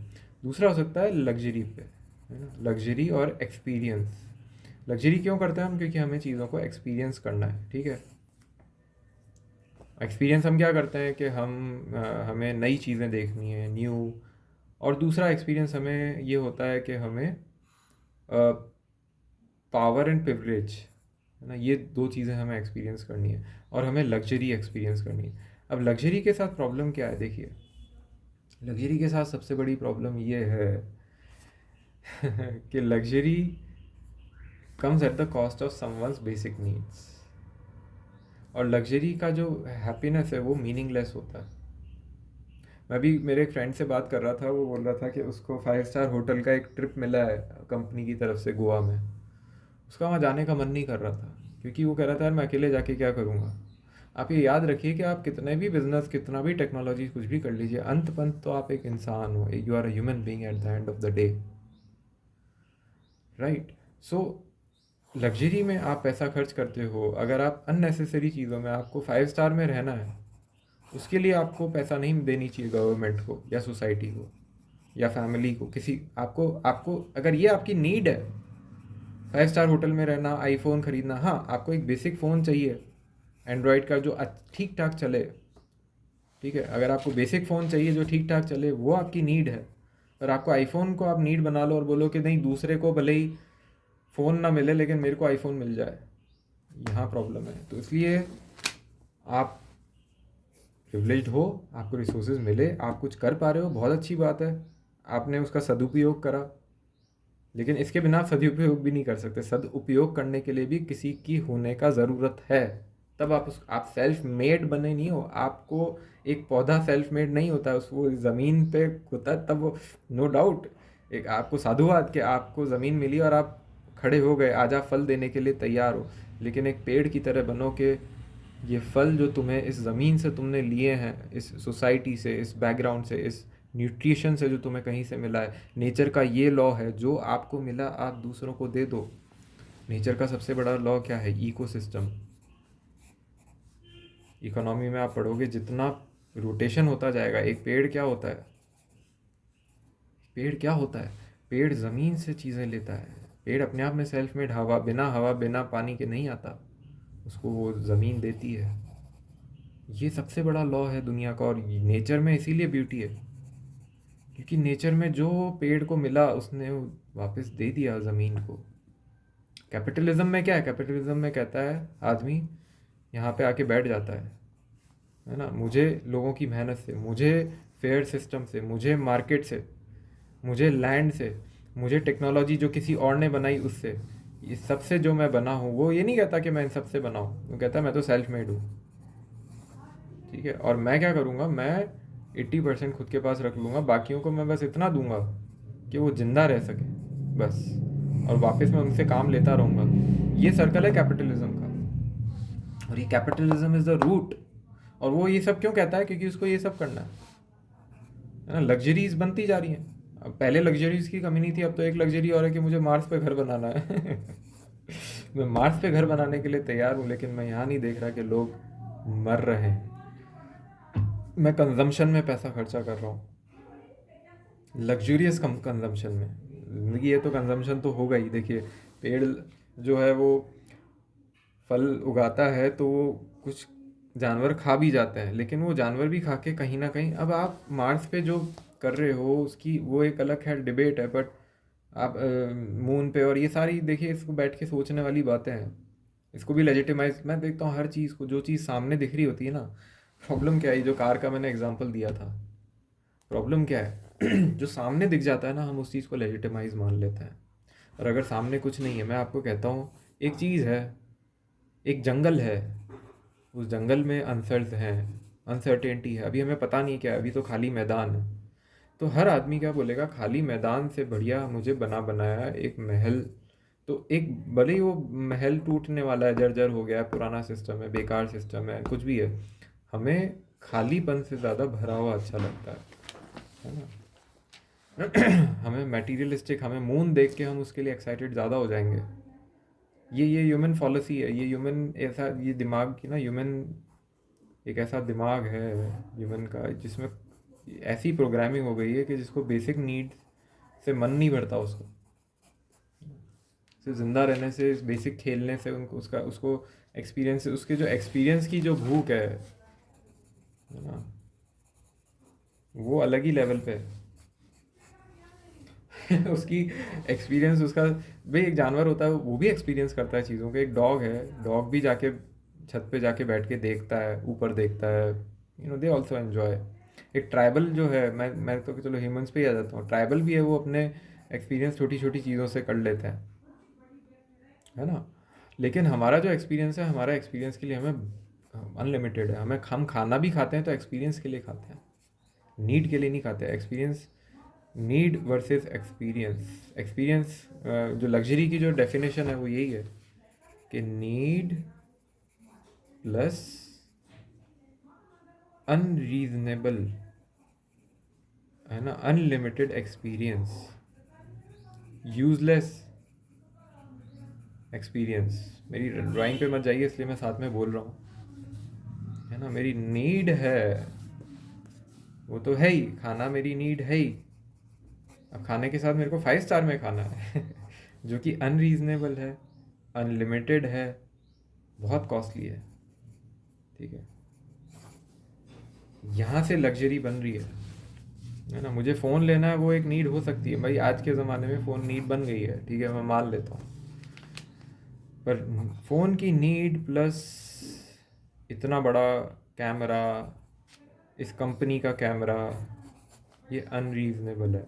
और ये अनरीजनेबल के जैसे ही लाइफ में जितनी बढ़ती जाती है, उतना आप क्या करते हो, आप दूसरों का हक मारते जाते हो, दिक्कत ये आती है। आप वैसे आदमी बनते हो जो खुद के, वो पावर रखेगा अपने हाथ में, वो प्रॉफिट रखेगा, पावर प्रॉफिट, ताकि वो अपने नीचे जो है उसको डरा सके। और फिर क्या हो रहा है दुनिया में, पूरे में क्या, एक हायरकी बनी हुई है, पूरे वर्ल्ड ऑर्डर एक बना हुआ है। एक देश है जिसके पास सबसे ज़्यादा पावर है, वो दूसरे देशों से, या तो मतलब हिस्ट्री में उन्होंने करा, टेक्नोलॉजी के बेस पे, टेक्नोलॉजी वैल्यू क्रिएट कर रही है, लेकिन वैल्यू को डिस्ट्रीब्यूट नहीं किया जा रहा, अक्यूमुलेट किया जा रहा है ना। और उससे क्या हो रहा है कि ठीक है, उनको लगता है देखो हम फ़ायदे में, लेकिन आप ये मान के चलिए आप फ़ायदे में तो थे, पर घूम फिर के जब पूरी दुनिया ख़राब होगी तो आपको नुकसान अंत में हो ही जाएगा, ये आप मान के चलिए। ये बेवकूफ़ाना सोच है कि जंगल में आग लगेगी तो मेरा घर बच जाएगा। आप दूसरे देशों में जंगल में आपने गरीब छोड़ दिया उनको, उन पे आपने डेवलप नहीं करा, आज क्या हो रहा है, वहाँ वॉर्स हो रहे हैं, और अब वहाँ से रिफ्यूजीज आपके देश में आ रहे हैं। अंत पंत कुछ देश हैं वो अब तो रिस्पॉन्सिबिलिटीज़ उठा रहे हैं, कुछ देश हैं वो तो कहते हैं हम क्यों रिस्पॉन्सिबिलिटी उठाएं। एक नद तालाब है ये दुनिया, एक एक लिमिटेड दायरे में है ये दुनिया, ठीक है। अगर आप आज जो ख़राब हो रहा है उसकी रिस्पॉन्सिबिलिटी नहीं उठाओगे, उसको बेहतर करने के लिए कुछ नहीं करोगे, ठीक है, तो कल वो आग, कल वो जहर आपकी तरफ आ ही जाएगा। इसको आप याद रखिए। इसलिए सोशल रिस्पॉन्सिबिलिटी, जैसे कॉरपोरेट सोशल रिस्पॉन्सिबिलिटी होती है ना, अपनी इको रिस्पॉन्सिबिलिटी को ध्यान रखिए। एक पेड़ ये नहीं कह सकता कि ज़मीन में जहर कोई डाल रहा है तो मुझे क्या फ़र्क पड़ता है। जिस दुनिया में आप खड़े हो उस दुनिया का ही सिस्टम ख़राब हो रहा है, और आप कह रहे हो मुझे इंटरेस्ट नहीं है।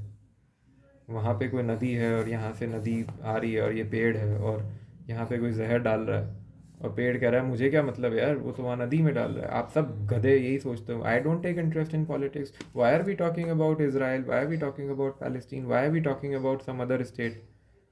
You have to reasonably talk about it. वो प्राइमरी आपका नहीं रहेगा, नो डाउट।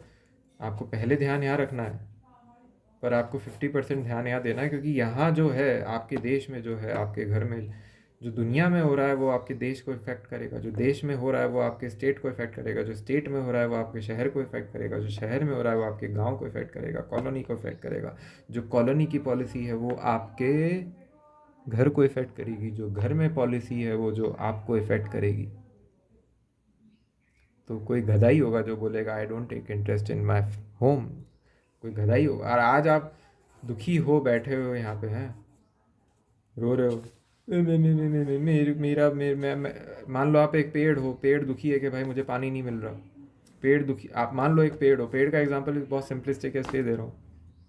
पेड़ दुखी है कि मुझे न्यूट्रिएंट्स नहीं मिल रहे। तो पेड़ का ये इंटरेस्ट है ना कि वो देखे कि यहाँ से जो खाद थी वो कौन उठा के ले गया, किसने घास काटी, वो घास कट गई तो इस वजह से सॉइल इरोजन हो गया, इसलिए पेड़ सूख रहा है। आप एक ऐसे अनफेयर सिस्टम में हो, ठीक है, एक कैपिटलिस्टिक सिस्टम में हो, आप खुद उसके वो हो विक्टिम, लेकिन आप उसको लेजिटिमाइज कर रहे हो। आप कह रहे हो मुझे इंटरेस्ट नहीं है कोई मेरे आसपास की घास, यानी मेरी सोसाइटी में क्राइम बढ़ रहा है, मेरी सोसाइटी में गलत पॉलिसीज़ बन रही हैं, कैपिटलिज्म चरम पे जा रहा है, मैं देख रहा हूँ कि लोग गलत काम कर रहे हैं, मैं कुछ बोल नहीं रहा, मैं दूसरों के लिए कुछ कर नहीं रहा, मैं ऐसी सोसाइटी में कंट्रीब्यूट नहीं कर रहा, और मैं खुद को इंटेलिजेंट भी कह रहा हूँ। अबे तुमसे बड़ा कोई गधा नहीं है।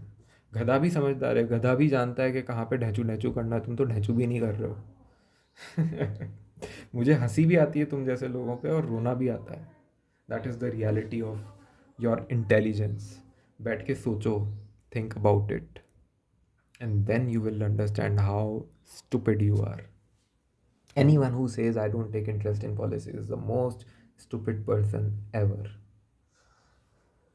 As long as you are alive, as long as you are part of this world, you have to take interest in politics and policy. क्योंकि पॉलिसी पॉलिटिक्स से आ रहा है।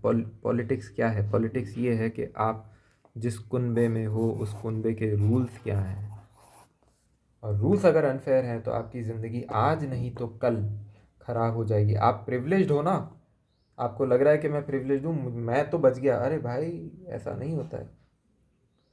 आप एक चीज़ याद रखो कि ये आपके हित में है कि आपके पास ज़्यादा है तो सबको बांट दो, क्योंकि अगर आप दबा के बैठे हो तो आप हमेशा इस खतरे में रहोगे कि कल आके कोई आपको लूट जाएगा, या कल कोई और बड़ा आएगा और वो आपको अपने नीचे ले लेगा। इस टॉक्सिसिटी को जितना हम ख़त्म कर सकें कर लें, और उसका एक सबसे बड़ा कारण ये है कि हमें एक्सपीरियंस चाहिए, है ना। हमारी जो नीड प्लस अननेसेसरी को बन के हमने उसको नीड बता रहे हैं। तो हम कहते हैं कि आईफोन मेरी नीड है, ठीक है। हम कहते हैं कि बड़ा घर मेरी नीड है। हम कहते हैं कि बड़ा, मतलब उसके बिना तो मेरी ज़िंदगी का कोई अर्थ ही नहीं है। तो हम सब इस जद्दोजहद में मरे पड़े हैं, लड़ रहे हैं, घुसड़ रहे हैं। ये जो एक आदमी है दूसरा उससे लड़ रहा है, वो नीचे वाला इसके आ रहा है, हर कोई कंपटीशन में है, कोलैबोरेशन में कोई नहीं है, और ज़िंदगी का दुख का कारण ही यही है। हर कोई यहाँ पे बैठ के, जो मैंने बात शुरू करी थी ना यहाँ पे, हर कोई अपने 25% पे घुसा हुआ है कि मेरे को 25% मिल जाए। कोई यहाँ पे बैठ के नहीं सोच रहा कि ऐसा कम्युनिटी इंश्योरेंस बन जाए, भले ही उसमें मेरे को 25% नहीं मिलेगा, लेकिन मेरी पूरी ज़िंदगी, मेरे लोगों की ज़िंदगी सुधर जाएगी। हम बन के नहीं सोच रहे हैं, हम मैं बन के सोच रहे हैं। और इससे कितना डीप नुकसान हो रहा है सोसाइटी में, आप बैठ के सोच लो। अगर आपने इतना लंबा ये लेक्चर सुन लिया है तो सबसे पहले तो kudos. I hope there is some food for thought here. बाकी फिर हम आगे मिलते रहेंगे जब तक मैं हूँ। क्योंकि अब मुझे समझ में आ गया है, मेरे से इससे अगेंस्ट जाना बड़ा मेरे लिए मुश्किल है। मैंने एग्ज़ाम पास कर लिया था, मुझे 25% का ही मिल रहा था। मुझे मार्केटिंग आती है, मुझे एडवर्टाइजिंग आता है, मुझे सारी स्किल्स आती है, मैं बेच सकता हूँ, मैं सॉफ्टवेयर CRM बना सकता हूँ, उसको बेच के 25% कमा के खुद अमीर बन सकता हूँ। पर मेरा कॉन्शियस अलाउ नहीं कर रहा मुझे। एक बार जब आप चीज़ों को समझ लेते हो तब ज़िंदगी बड़ी मुश्किल हो जाती है, क्योंकि फिर आप सिस्टम में जो गलत है ना वो आपको दिखने लग जाता है, उसकी रेलेवेंस दिखने लग जाती है, फिर आप उसको नहीं कर सकते। एक बार जब आप इन चीज़ों को, तो मैं तो बड़ा हारा हुआ हूँ, इस सेंस में, इस प्रेजेंट सिस्टम से मैं हारा हुआ हूँ, मेरे से नहीं बेचा जाता। मुझे लोग कहते हैं कि तुम स्कूलों में जाके पढ़ाओ, मैं नहीं पढ़ा सकता क्योंकि मैं जानता हूँ। ये स्कूल की बात हमने करी थी स्टेटस क्वो में, जो मेडिवल इंस्टीट्यूशंस की बात करी थी, कहाँ गया वो, कार के वहाँ था शायद।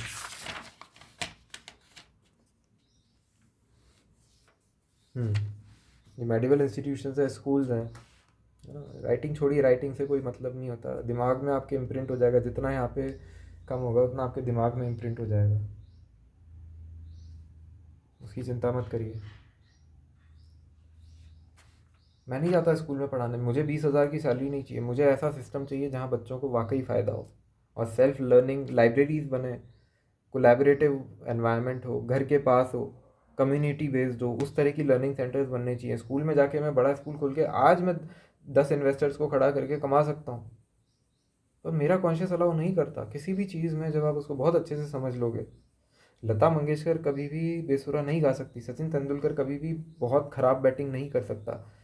एक बार जब आप किसी चीज़ को समझ जाओगे, उसके बाद आप, तो मैं यही कहता हूँ, आप बैठ के समझो चीज़ों को, फिर आपके अंदर अपने आप, आपको कोई डर की ज़रूरत नहीं होगी। डर से नहीं, आप अपने विलिंग कर, अपनी इच्छा से आप अच्छी बात करोगे, सही बात करोगे।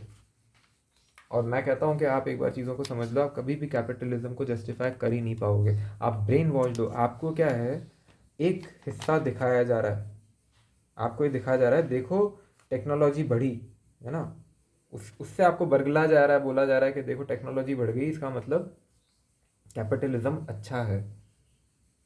देखो कम्युनिस्ट, बड़े परिप्रेक्ष्य में देखो कौन सी चीज़ कहाँ से कनेक्ट हो रही है, उसका रूट क्या है, ये सब देखो, तब आपको समझ में आएगा। आप क्या है, अपने 25% पे छोटी सोच, इस दायरे में फंस गए, उस दायरे के बाहर की दुनिया तो आप देख ही नहीं रहे क्या है। प्रॉब्लम सारी यहाँ है। ज़िंदगी में कभी भी कोई प्रॉब्लम हो, उस प्रॉब्लम के दायरे के बाहर से देख के देखो कि उसका रूट कहाँ है, वो आ कहाँ से रही है। जब उसका रूट देखोगे ना तब वो प्रॉब्लम वाकई सॉल्व कर पाओगे, अदरवाइज वहीं घूमते रहोगे, घूमते रहोगे। काम चलेगा, नो डाउट चलेगा, कॉन्सेंट्रेशन कैंप में भी लोग जिंदा थे, है ना?